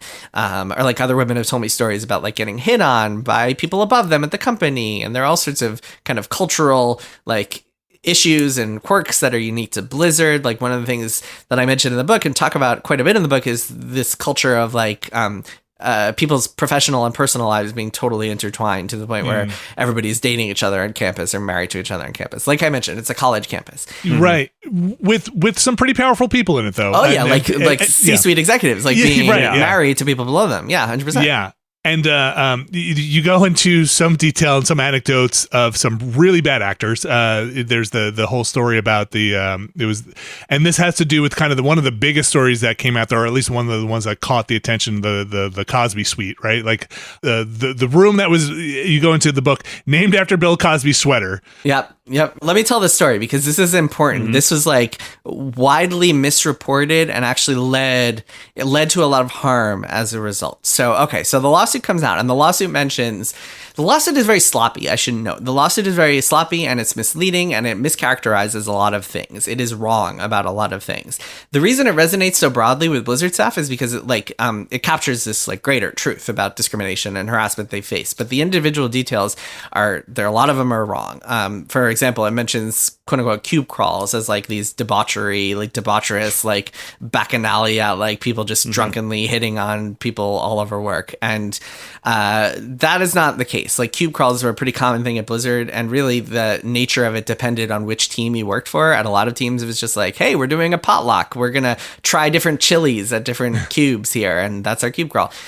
One specific department, the BattleNet department, it was more like debaucherous there. Cube crawls were more awful there, but the lawsuit doesn't draw these distinctions. So it makes it seem like cube crawls are this unanimous awful thing at Blizzard, which they were not, when really some of the problems were just localized to that one department. With the Cosby suite, so they say in the lawsuit that this guy, Alex Afrasiabi, had this suite called the quote-unquote Crosby suite, and the misspelling in the lawsuit really just kind of makes clear how sloppy it all is. And they say it was named after alleged sex offender Bill Cosby. And then what happened was that Kotaku ran a story that had a big picture of 8 Blizzard employees, high-level Blizzard employees, smiling and laughing in front of this framed picture of Bill Cosby. That in 2021 was like one of the most horrifying images you could possibly see, especially in the context of this lawsuit and emotions riding high and so on and so forth. What the article didn't point out was that that picture was taken in 2013, and most people did not know about the Bill Cosby allegations until a year later, when comedian Hannibal Buress came out and like mentioned it in a stand-up routine, and that led to new allegations and it becoming headline news everywhere, like everybody learning that Bill Cosby was this alleged sex offender and he was not the lovable like Huxtable. So I think that when you look at that with that timeline in mind, it tells a very different story, because this picture actually seemed perfectly harmless in 2013. And it turns out that, yes, this was like a running joke. It was kind of a stupid, like, basically some hotel room had a carpet that looked like Bill Cosby's sweater, and it became this running joke. And then if you think about it for a few seconds, it kind of doesn't really make sense that 8 high-level Blizzard employees at a company like Blizzard, where they're all pretty well PR trained and also are people who would have at least a little bit of common sense. It makes very little sense that they would be posing with a picture of a sex offender, an alleged sex offender. And then also these pictures were taken from Facebook, and the fact that they would post these on Facebook, like, something about it doesn't really seem right, but it became this sensationalized thing. And in fact, it actually led to 2 different people, I reveal in this book, losing their jobs at post-Blizzard companies, getting fired because they were in this picture. And both of them tried to explain, from what I understand, both of them tried to explain to their bosses, like, hey, nobody knew about Bill Cosby at the time. Like, this is just an unfortunate coincidence. And it didn't do anything. They were still fired from their jobs because of this photo and this kind of this bad reporting. The other wrinkle here, I should say, is that, like, the guy who actually ran the suite, Alex Afrasiabi, was accused by a lot of women of really bad stuff, of misconduct, of harassment, of groping. I have a story in the book from this woman, Michelle Morrow, who talks about Alex like harassing her at a dinner the night before the Cosby suite thing happened. But she also told me, like, hey, like, a lot of us, and I talked to a lot of people who went to that suite, it was just kind of a party, like a suite where you went to go and unwind and drink and party and hang out. And there was no wrongdoing there except for Alex being Alex. And Alex being Alex is like him being like a douchey, like groping women, like grabbing women, like him being himself. But other than that, it's not like this was like some predatory thing. Like, it wasn't actually that. And it just got conflated in a way. Yeah, well, it's not that it was conflated. It was just bad reporting, because the story, the Kotaku story, like, told a story that was not reality and directly led to these 2 people losing their jobs as a result.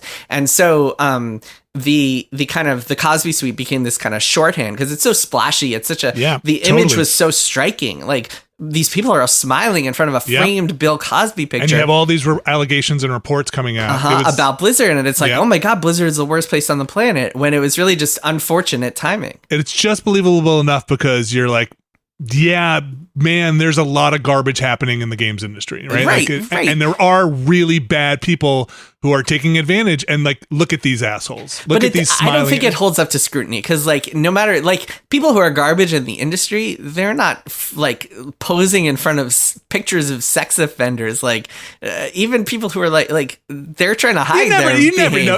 You're right. Does it hold up to scrutiny? But I guess there are some real ding dongs out there. Yeah, it's true. And yeah, it struck with people. Like, I don't blame people for having an emotional reaction to that. But yes, it was just like, it was poorly reported that the timing wasn't pointed out, and that, like, it wasn't. The article does mention, like, this was taken in 2013, and when Bill Cosby allegations were known, and it points to, like, some article from 2006 that, like, nobody, because there had been a few allegations, but they were not part of the public consciousness, the way that, like, with Harvey Weinstein, like, there had been some, like, jokes at the Emmys in the past, but, like, nobody knew what he had done until the like, Me Too movement started and the cascade of stories came out. The same thing happened with Cosby. And if you go watch, there's this great documentary, I think it's on Netflix, Netflix about like Bill Cosby and what happened there. And they talk about the sequence of events that like in the past, he had just kind of the allegations had bounced off of him. They hadn't stuck with anybody until this Hannibal Buress comedy routine really set off this like firestorm of everybody learning about it. And this was all a year after the Cosby Suite and the photos that Kotaku posted. And you go into it in the book too, and I thought it was really interesting because I did not know the backstory for this.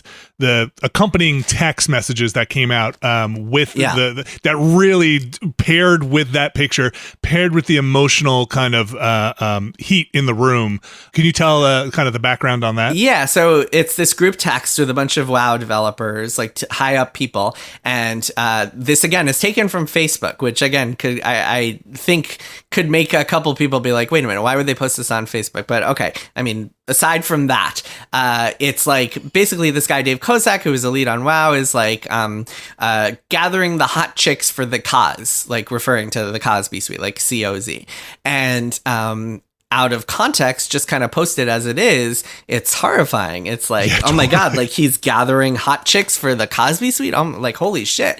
But then I spoke to this woman, Michelle Morrow, and then also Dave Kozak's wife, Crystal. And turns out that by gathering the hot chicks, it's another kind of like inside joke group chat thing where he was just talking about his wife and her friend, like, oh, bringing up the hot chicks. And it was just kind of like a pretty benign inside joke. And both of those women were like, why is this turning into a story? Like he was just referring to us. Like we're fine with it. We were just hanging out with our friend. Like this is, or my husband in one case, like this is not what it seems. And yet again, it became this kind of like subject of misreporting, and it did a lot of harm to the people involved. And the women who were involved were like trying to correct the record, and we're just like, no, this is not like what happened. And like there is a very real issue here, but we are conflating things that are not part of that, and it's making it seem like a different picture than it actually is. 100%. And like it also, so it does that does harm in two ways. One is the obvious harm where it led to two people losing their jobs because of something they didn't do, like because of this article. But the second, and I think this is kind of broader and even more important in some ways, is that like it makes everybody think of Blizzard as this like house of demons and sex pests and like this den of iniquity, which almost makes it easier to kind of like think of Blizzard as an isolated problem, where in reality, a lot of the issues that Blizzard faced are so systemic that like every gaming company should have to reckon with them. Mm-hmm. And so when you're like, oh, Blizzard, like, hey, at least we here at Ubisoft don't have a Cosby Suite. Oh, wait a minute. We also have like sexual harassment and discrimination issues here too. Oh, yes, we need to deal with that. Like every company where in the video game industry, it's something like 20% average like women working at any game company. And any company that is dominated by men is going to have issues of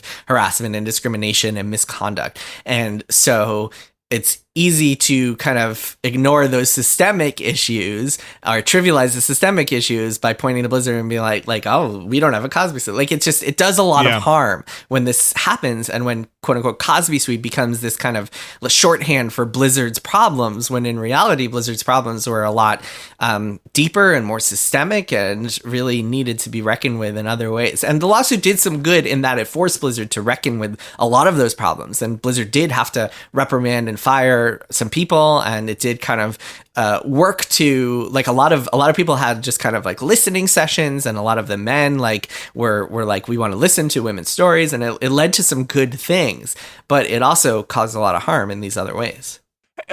Just like to pause for a second here in the Blizzard stuff, you know, you've been reporting for a long time. You've probably seen similar things happen where a story goes up, it's very sensational, but the veracity might be in question. Do you have any? We as an audience, what do we do? Like I'm an audience person. I'm reading the news. Like it's just believable enough. And this goes outside of games. Obviously, this goes into all news, and especially in our current environment. As a reporter, like what should we do? How do we can't just call people and fact check. Like how do we absorb this stuff? Yeah, I don't know. I don't really know the answer to that. I feel like it's on the reporters, and it's on, in this case, the lawyers to be telling the true story. I guess the lawyers, I mean, you can write whatever you want in the complaint of a lawsuit, and it seems official because it's in a lawsuit, but it doesn't have to be true. It can be totally exaggerated. Yeah, I mean, it's on reporters to be really a lot more judicious and accurate about this stuff.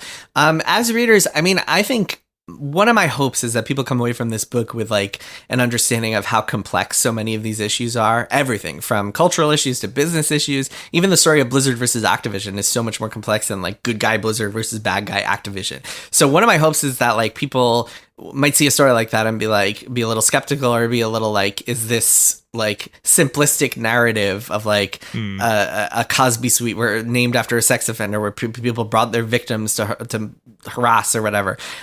Is that a little like too good to be true as a story? Is that really, is the simplicity, is this really too simple, or is there like another side of this story?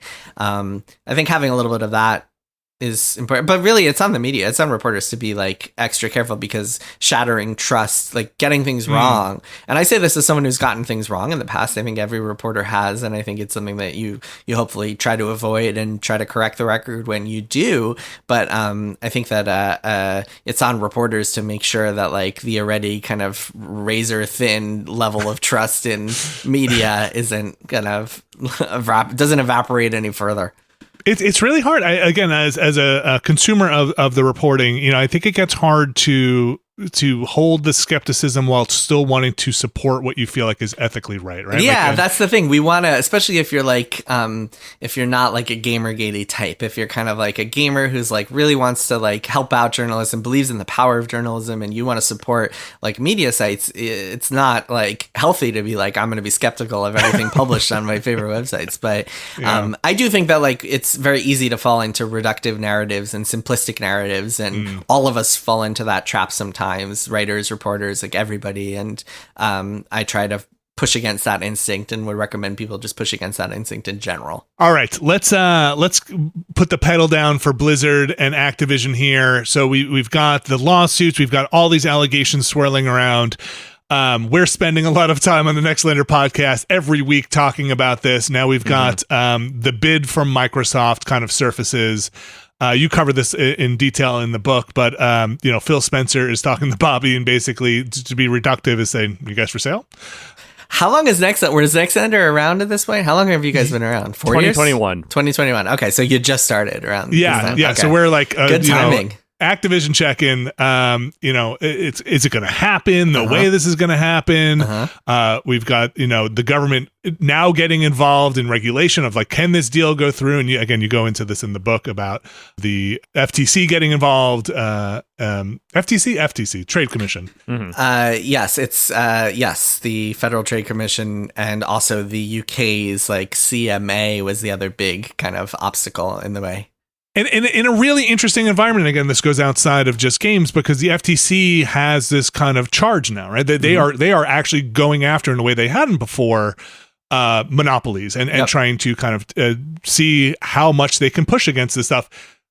And this is a personal, and I'm with Alex here, we're not journalists, but in a way that maybe feels like the pendulum swinging back the other way of like, okay, for a long time there was this big consolidation in media and tech and all this stuff, and now the FTC is kind of being like, you have actually become too big to fail. Yeah, maybe AOL Time Warner wasn't a great idea. Yeah, right. So this becomes a real, and this is where this bleeds out into the quote unquote real world, right? Where suddenly it's like, why are people talking about Blizzard on business news and like, all of these things, these media outlets where games generally don't go unless somebody, your Grand Theft Auto, or you had a sex scene in Mass Effect, right? Unless you work for Bloomberg.com and you have to write gaming business news every day. That's right. And so it kind of hits mainstream, but that deal goes through. The short of it, that deal goes through. The last question hanging, and again, just remember this because this recent memory of, is Bobby going to go through? Like, what's going to, is Bobby going to survive this? What's going to happen here? They got to get rid of Bobby. Yeah. I mean, I think it was actually clear. I think Bloomberg actually reported that as soon as the deal was agreed to, that Bobby would be out. That was kind of like the ray of hope for a lot of people, because at this point, a lot of people had lost his trust. I mean, or lost trust in him. Before that happened, there was a petition floating around that was like signed by 2,000 people, who work for Activision Blizzard who used their real names, and it was calling for Bobby Kotick to be out of there. So this was he had really I don't think he was in a tenable. But he survived that coup. He's not a coup. Maybe that's a strong word. He survived that. The board voted him back in, right? The board. Yeah, the board stood by him. I mean, the board is all his old buddies. Like it's his people he's been working with for years who have been making tons of money off of him. So yeah, not super shocking there.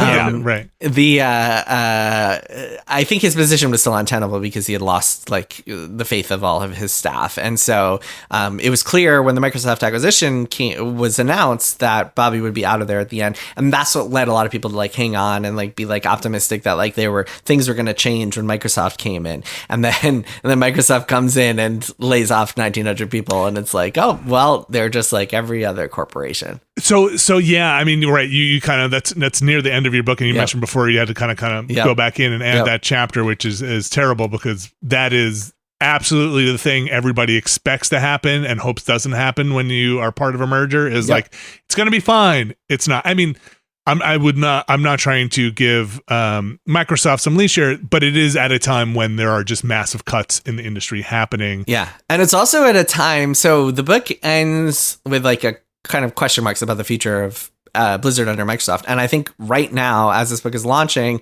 there's still huge question marks because we're also at a time, in addition to industry-wide kind of corrections, we're at a time where nobody at Xbox has any idea what the future of Xbox is going to look like. And they don't seem to have any roadmap or vision or grand plan other than just trying to make as much money as possible by or make it get as much profits as possible, fix those P&Ls by cutting jobs, shutting down studios, releasing games on PlayStation. Who knows what they're planning on doing 2 years from now? And I think if you ask people at Blizzard, they're just kind of trying to do their jobs and have no idea what the future is going to bring. It's kind of they're in this weird purgatory state where they're just waiting. Well, they're also in this particular position now where it's the top level has gotten so much higher from where they were at Activision Blizzard, and the top level decisions right now at Microsoft are very heavily revolve around their AI suite, their cloud computing and all that kind of shit. And so much of that company seems so heavily invested in revolving around that Xbox at a certain point almost feels okay, we have this giant thing that does make some money, and especially now that we have, Call of Duty under our banner, but it's what does Blizzard actually matter to the larger Microsoft in the grand scheme of things? Is it just a bullet point on their big gaming board, or is there any actual meaningful desire there to do stuff with that studio beyond just kind of what Phil Spencer wants to do with? It's funny you say that because that was one of the reasons for optimism is that now it's back like it was in the Vivendi days where if Blizzard delays a game, that's not affecting the share prices for Microsoft. Mm-hmm. That should give them more freedom ostensibly. But we have this situation where, so a couple things. So first of all, when Microsoft actually made the deal January of 2022 to buy Activision Blizzard, money was much cheaper. AI was not quite the thing that it would become. Yeah, money was cheaper to borrow. Mm-hmm. The interest rates were incredibly low. It was near nothing. The AI movement had not started in earnest the way it would a few months and a year later. And Microsoft was just in a different place strategically, and then cut to a year and a half later when the deal actually closes. And suddenly I wouldn't be shocked if a lot of people at Microsoft were why did we make this deal again? And so that leads to all this pressure from Microsoft on Xbox being hey, you spent $69 billion on this company. You better get your P&Ls in shape. You better get more profitable. And that's what has led to a lot of this year's kind of tragedy within the Xbox division and confusion and people just being what the hell is going on here? We have no idea what the future of Xbox looks like. So yes. And then the question, Blizzard's place within this massive organization. To your point, Alex, I mean, it could be a really good thing. Hey, we can have this autonomy we did under Vivendi to an extent where it doesn't matter if we ship a game. It doesn't matter if we make something that is smaller than WoW. It doesn't matter if we're putting thousands of people on WoW, because as long as we're profitable as a unit, we can experiment more, we can delay more, we have more freedom within the larger org because Microsoft Office is paying for everything. But the flip side of that is when you're part of this huge org and you're just kind of a small chunk of it, like if someone in the bean counting division looks over and is like, wait, why are we spending this kind of money on Blizzard again? Why aren't we investing those resources in AI? It's kind of like the Blizzard problem where it's like, why are we putting money into this little Hearthstone thing when we could be putting that money into World of Warcraft? Like, Microsoft could, in theory, take that same approach to Blizzard and be like, why are we putting money in Blizzard when all of those resources could be going to AI instead? So, yeah, a lot of question marks. I'll say that much. Do you think during the time when the acquisition was under review, there was a lot of and I think explicitly from Microsoft that like, hey, we're actually in this for King, right? We're in this because we want to boost our mobile. I love that line. We're in this when they would use it every time. No, King is really what we're after. It's when Sony was being like, hey, once you get Call of Duty, you're gonna monopolize the market, and you're never gonna put it on PlayStation. And they're like, yeah, we'll put everything on PlayStation, and we're really in this for King. Jason, do you find what do you think about that? Is that just a line they used to get the courts off their back, or you think they actually wanted this? Okay, so the press release that Microsoft put out, January 18th, 2022. Remember what 2022 was like? Here, I'm going to read you a line. I tried that too. Please. I'm going to read you a line. This acquisition will accelerate the growth in Microsoft's gaming business across mobile, PC, console, and cloud, and will provide building blocks for the metaverse. That's what they were talking about at the time. Remember this? There was like a headline in, I think it was like the Times or the Wall Street Journal or something like that, where it was like, here's Microsoft's big metaverse bet. Like this is what people were saying in 2022. Yeah, the mobile thing was certainly part of it. I mean, it's all just kind of like nonsense, like obfuscation and stuff. I do believe they wanted King. Yeah. I do think that was genuine. That was profitable. A thing. Like, that was a big part of what made the whole thing appealing, but I think the way they used that as sort of like a riot shield against whatever, government scrutiny was coming their way was just very funny, because it's just like, it's King. Clearly it's King. Don't look at all that other stuff. Forget about Call of Duty. We just want the mobile games. Make or leave it, really. We'll put it on Nintendo. Who cares, really? Yeah. Well, and remember also the sacrifice they had to make to get the deal approved in the UK with the CMA was to offload their cloud stuff to Ubisoft. And it's kind of like, if you know anything about the gaming market right now, you're like, no, like that is such a small fraction of anything. Like that doesn't matter to anybody.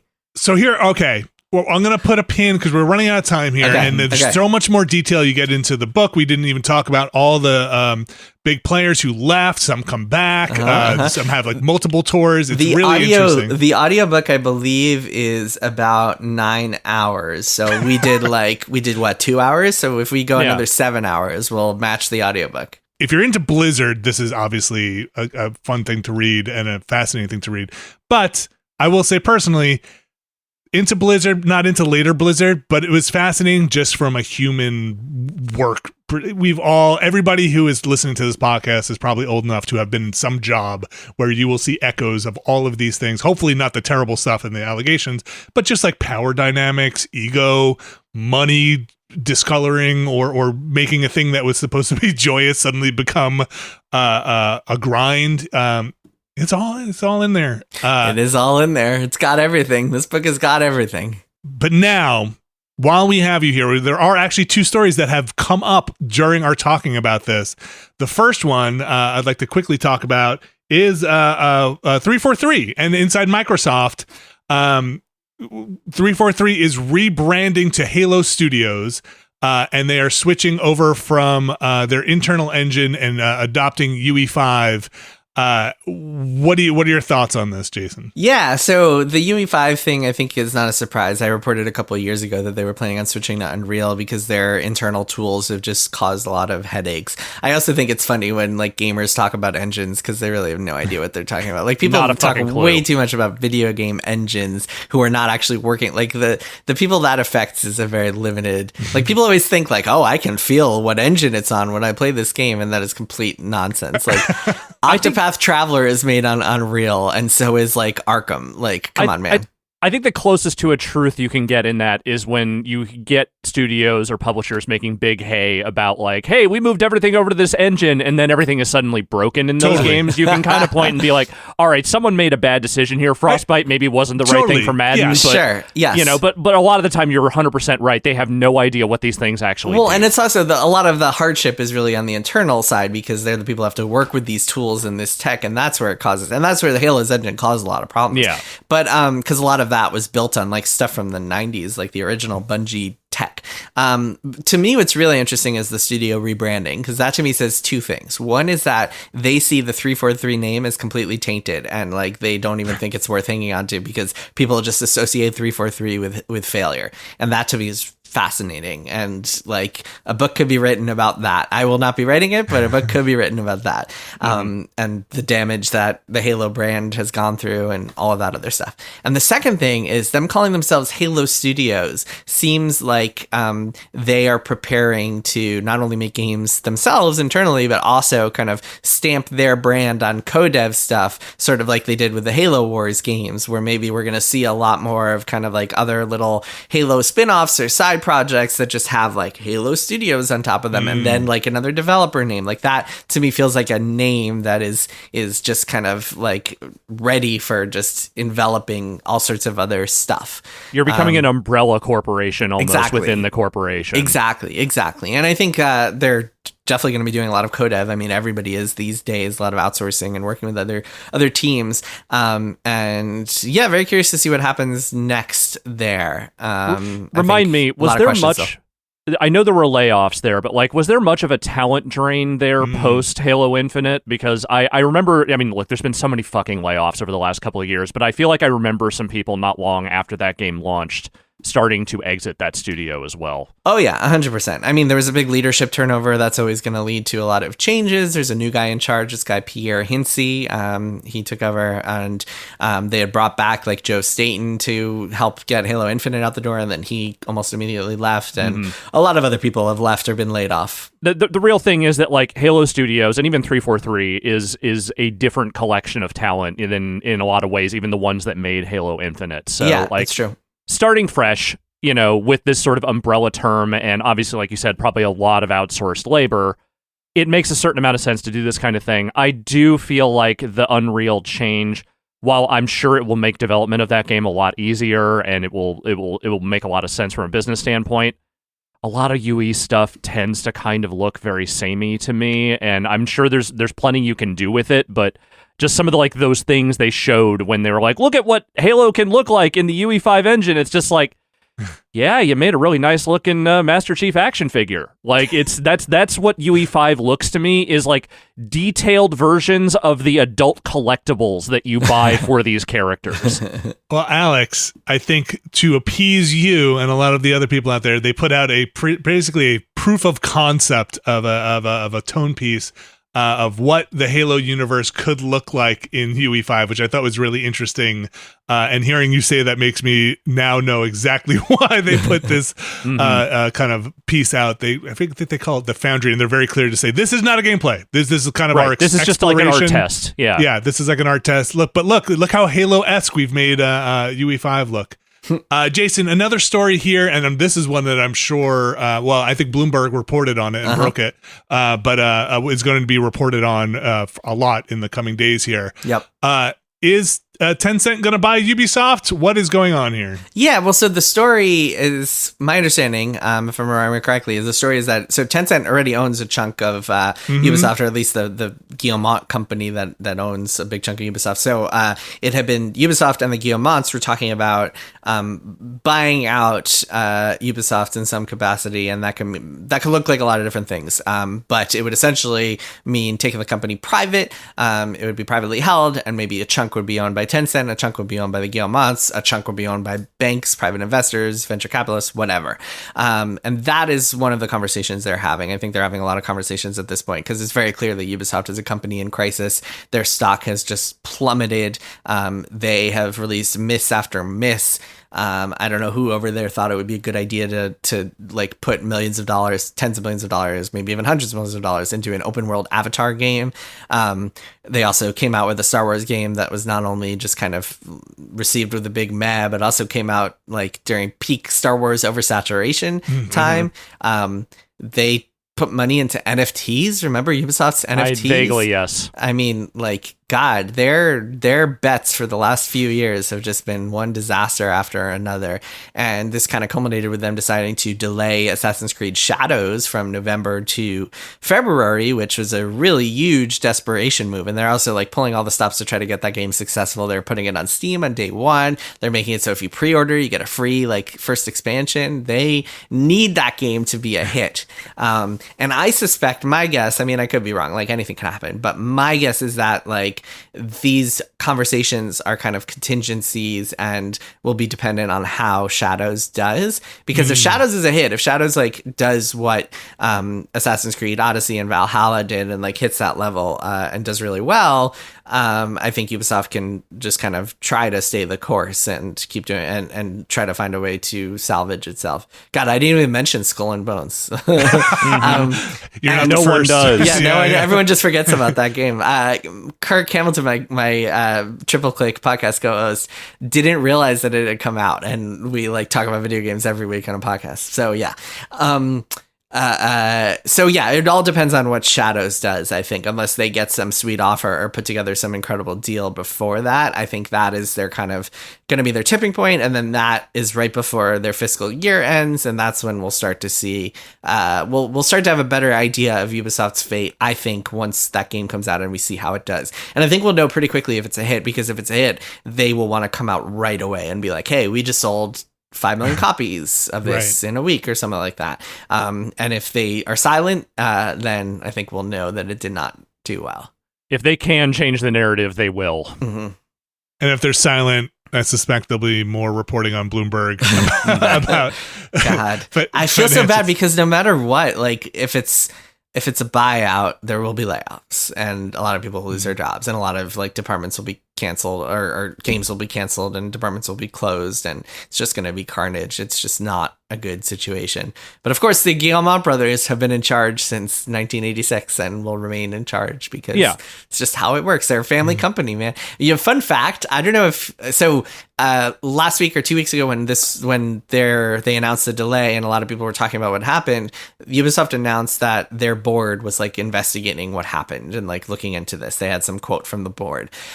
What I think not a lot of people realized at the time was that the board is, I believe it's 10 people. Of those 10 people, 5 have the last name Guillemot.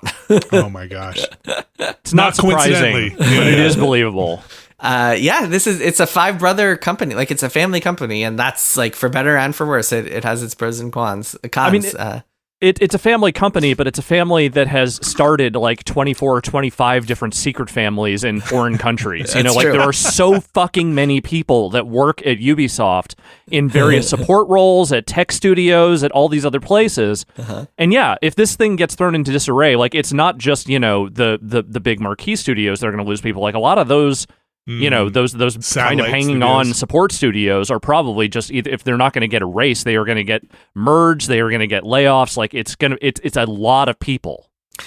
Yeah, it's all very sad, and like so avoidable. Like even when they announced their Ubisoft NFTs, even when they announced Skull and Bones, people are always just like, "Why does this exist? Like, why wasn't this canceled 2 years ago?" And yeah, it's all just very avoidable and sad. Jason, we're going to let you go. It is your book launch day, and you sounds like you have an extremely busy schedule coming up. My last question for you, because I saw that you are a huge Final Fantasy XIV fan, and correct me if I'm wrong. Well, on and off. I mean, I haven't like, on and off. I'm not like caught up. So is Vinny. Yeah. Vinny is also on and off. Okay. Yeah. Well, I haven't. I'm not past. I'm like up to Shadowbringers. I'm not even like past that. I am mostly off. I played it for funsies. But I saw you say somewhere that you would love to do a Final Fantasy book. It's probably just never going to happen. So this is my white whale. Okay. Yeah. Well, hold on. I'll let you ask. I'll let you finish. No, that's it. Yeah. Don't talk about it. Okay. This is my white whale. Is that like, if I could make one project happen, it would be a book that like, that Navarro would not give a shit about, but that would go, it would interview every single person who works on Final Fantasy from the very beginning, like from Sakaguchi to like the lowest level programmers and QA testers, and does a deep dive into the entire ups and downs of like Final Fantasy over the last 3 decades, and like goes into everything, like just total deep dive. It's never going to happen because I don't speak Japanese. And so, and also because of the cultural barriers, like it's really the code difficult. of silence in Japanese game dev is still very much a thing, especially 100%. anyone that came up in that 90s like old school era. Yeah, and I've talked to Sakaguchi a few times, and he's very open and candid and got that like old man give no fucks kind of attitude, which I love. But even with him, like having to sit down with a translator would make it so much difficult to have a conversation, and you always worry that you're losing something, and like it would be impossible for me to do this unless I like somehow injected like something in my brain that allowed me to speak fluent Japanese. Then also have the time to like move to Japan for 6 months and like interview people there. So it's never going to happen, but it's fun to fantasize about that. And if someone ever wrote that book, I would read the hell out of it. So if anyone out there speaks fluent Japanese and also is a journalist and also can write books and meets certain qualifications, like just go do it. Go do it. I do have one more Blizzard question for you, and it's a Brad question, and I feel like I just want to ask it on his behalf. It's a short one. The book makes it pretty clear that RTS at Blizzard is well and truly dead. But is it? I mean, I don't know if they're like secretly incubating some RTS project right now, but as of like when I was reporting on the book, I mean, so a lot of the people who made RTS games at Blizzard are not at the company anymore, including most of the StarCraft 2 team. And one of the problems, in fact, so there's this guy named Tim Morton, and he was the production director of StarCraft 2, like towards the end of its lifespan. And he led like Nova Covert Ops, which was these like expansions to StarCraft 2 that were released like every few months, was a new little mission pack thing. And then he tried to get this RTS off the ground for years and years and years. He tried to do a new Warcraft, a new StarCraft, whatever it would be. He just really wanted to lead another RTS game, and he ran into resistance because like management wasn't interested, and also he ran into this problem where like he couldn't find someone who was like a good fit to be director of the game because so many of Blizzard's experienced RTS people had either left the company or wanted to work on other things, like we're sick of working on StarCraft for a decade. So it's really difficult to like kind of make that happen if you don't have a single kind of vision holder who can run the project and really just kind of shepherd everything. So that I think was a pretty big barrier. If at some point Blizzard had someone like that who had like experience making RTS games, knew how to make one, and also wanted to do one, then I think maybe it would be possible. But even then, you still have to have the market reality, and that's a big question about like where Blizzard fits under Microsoft. I think that like there was hope there that because of Xbox Game Pass, they could do smaller things that might not fit into the billion-dollar franchise mold that they had to be pursuing in the years of Activision Blizzard. But nowadays, who knows? Who knows what they might do? So yeah, it's a lot of headwinds against the idea of Blizzard doing a new RTS. But they are doing a new StarCraft game. I'll say that much. They're working on a StarCraft shooter. We're getting a new StarCraft shooter. The book reveals. Third time trying that one. That's right. It's going to happen this time. And also, and Brad knows this too. The we've talked about it a bunch. The amount of from an ex Blizzard dev RTS game popping up here and there. Like So the guy I mentioned, Tim Morton, he's the one who started this company, Frost Giant, that just released Stormgate. And Stormgate, it was put out in early access and has gotten kind of mixed reception, to put it charitably. But it is in early access, so they've got time. But the one thing that it's lacking, to your point earlier, Vinny, is like a good campaign mode. A lot of it is focused around the 1v1 multiplayer. So hopefully they can get that together. But yeah, he wound up taking like a bunch of people from Blizzard and from the StarCraft 2 team to like work on this new project. And hopefully that does better and improves and has a good like 1.0 launch that gets people really excited. But also, I mean, there's a question of like how much of a market there actually is for RTS games. Like I think that's a legitimate question at this point. Yeah, and not an unfair one. Jason, thank you so much for coming by. I could sit here and talk to you for another, like you said, 7 hours about this stuff. But I'm going to let you go. I'm going to let you get on flights and do all sorts of things and pack and say goodbye to your family for a week. I have to pack. I have to go to Brooklyn tonight. I have to do a triple click before I leave. Lots to do. I'm going to go talk about Metaphor Refantasia, which is a game that I love. It's like Fantasy Persona, and it's awesome. Well, tell everybody where they can catch everything if they want to keep up. Yeah, well, you can find me on the Triple Click podcast, of course. But no, you should check out the book if you're interested. If you made it through this whole conversation and you're like, oh, I want to read more about what they were all talking about. It's called Play Nice, The Rise, Fall, and Future of Blizzard Entertainment.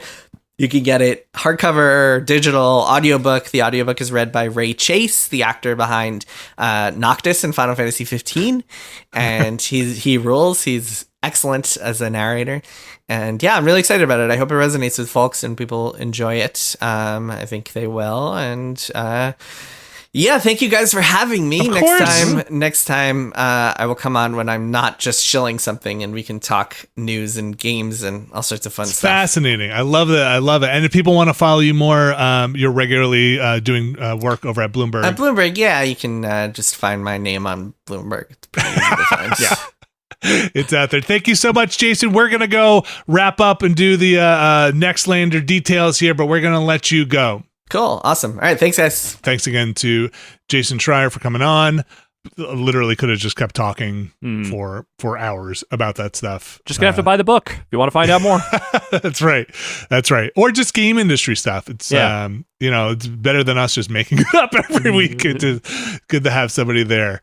But we do make up a bunch of stuff. We're gonna wrap up the show now. And you can see all the stuff we make up over at patreon.com/Nextlander. All fabricated. All fabricated, all the goofs. They are over there now. Like I said, somewhere else, I was looking at it the other day, and over 700 posts up there. Now, I know not all of them are going to be podcasts and whatever, but that's a lot of posts. And you can unlock all that stuff over at patreon.com/Nextlander. Find a tier that is right for you.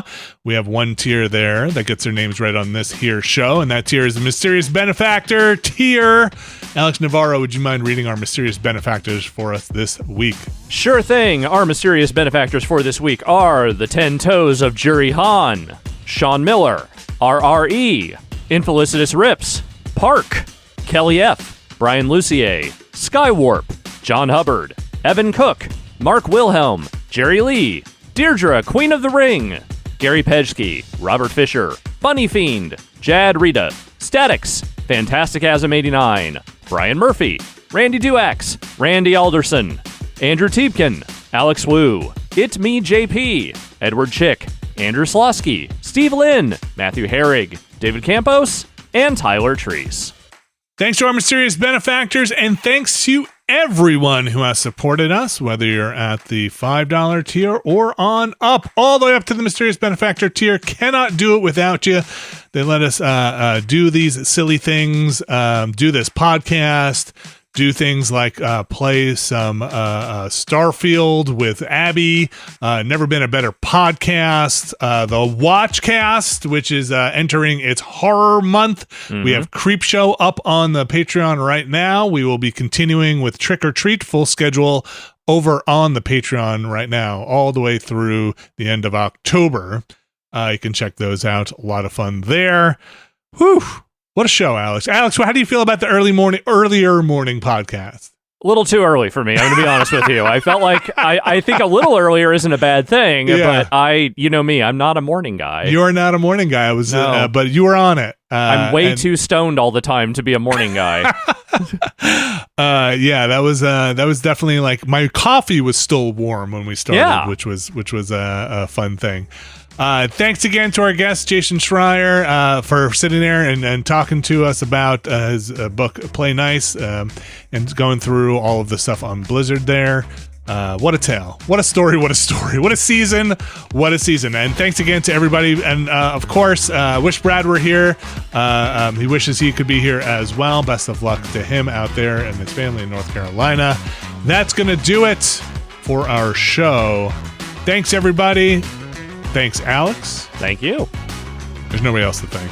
I thanked everyone. Yeah, we're the only two people on here today right now. And thanks again for listening, everybody. We'll be back next week.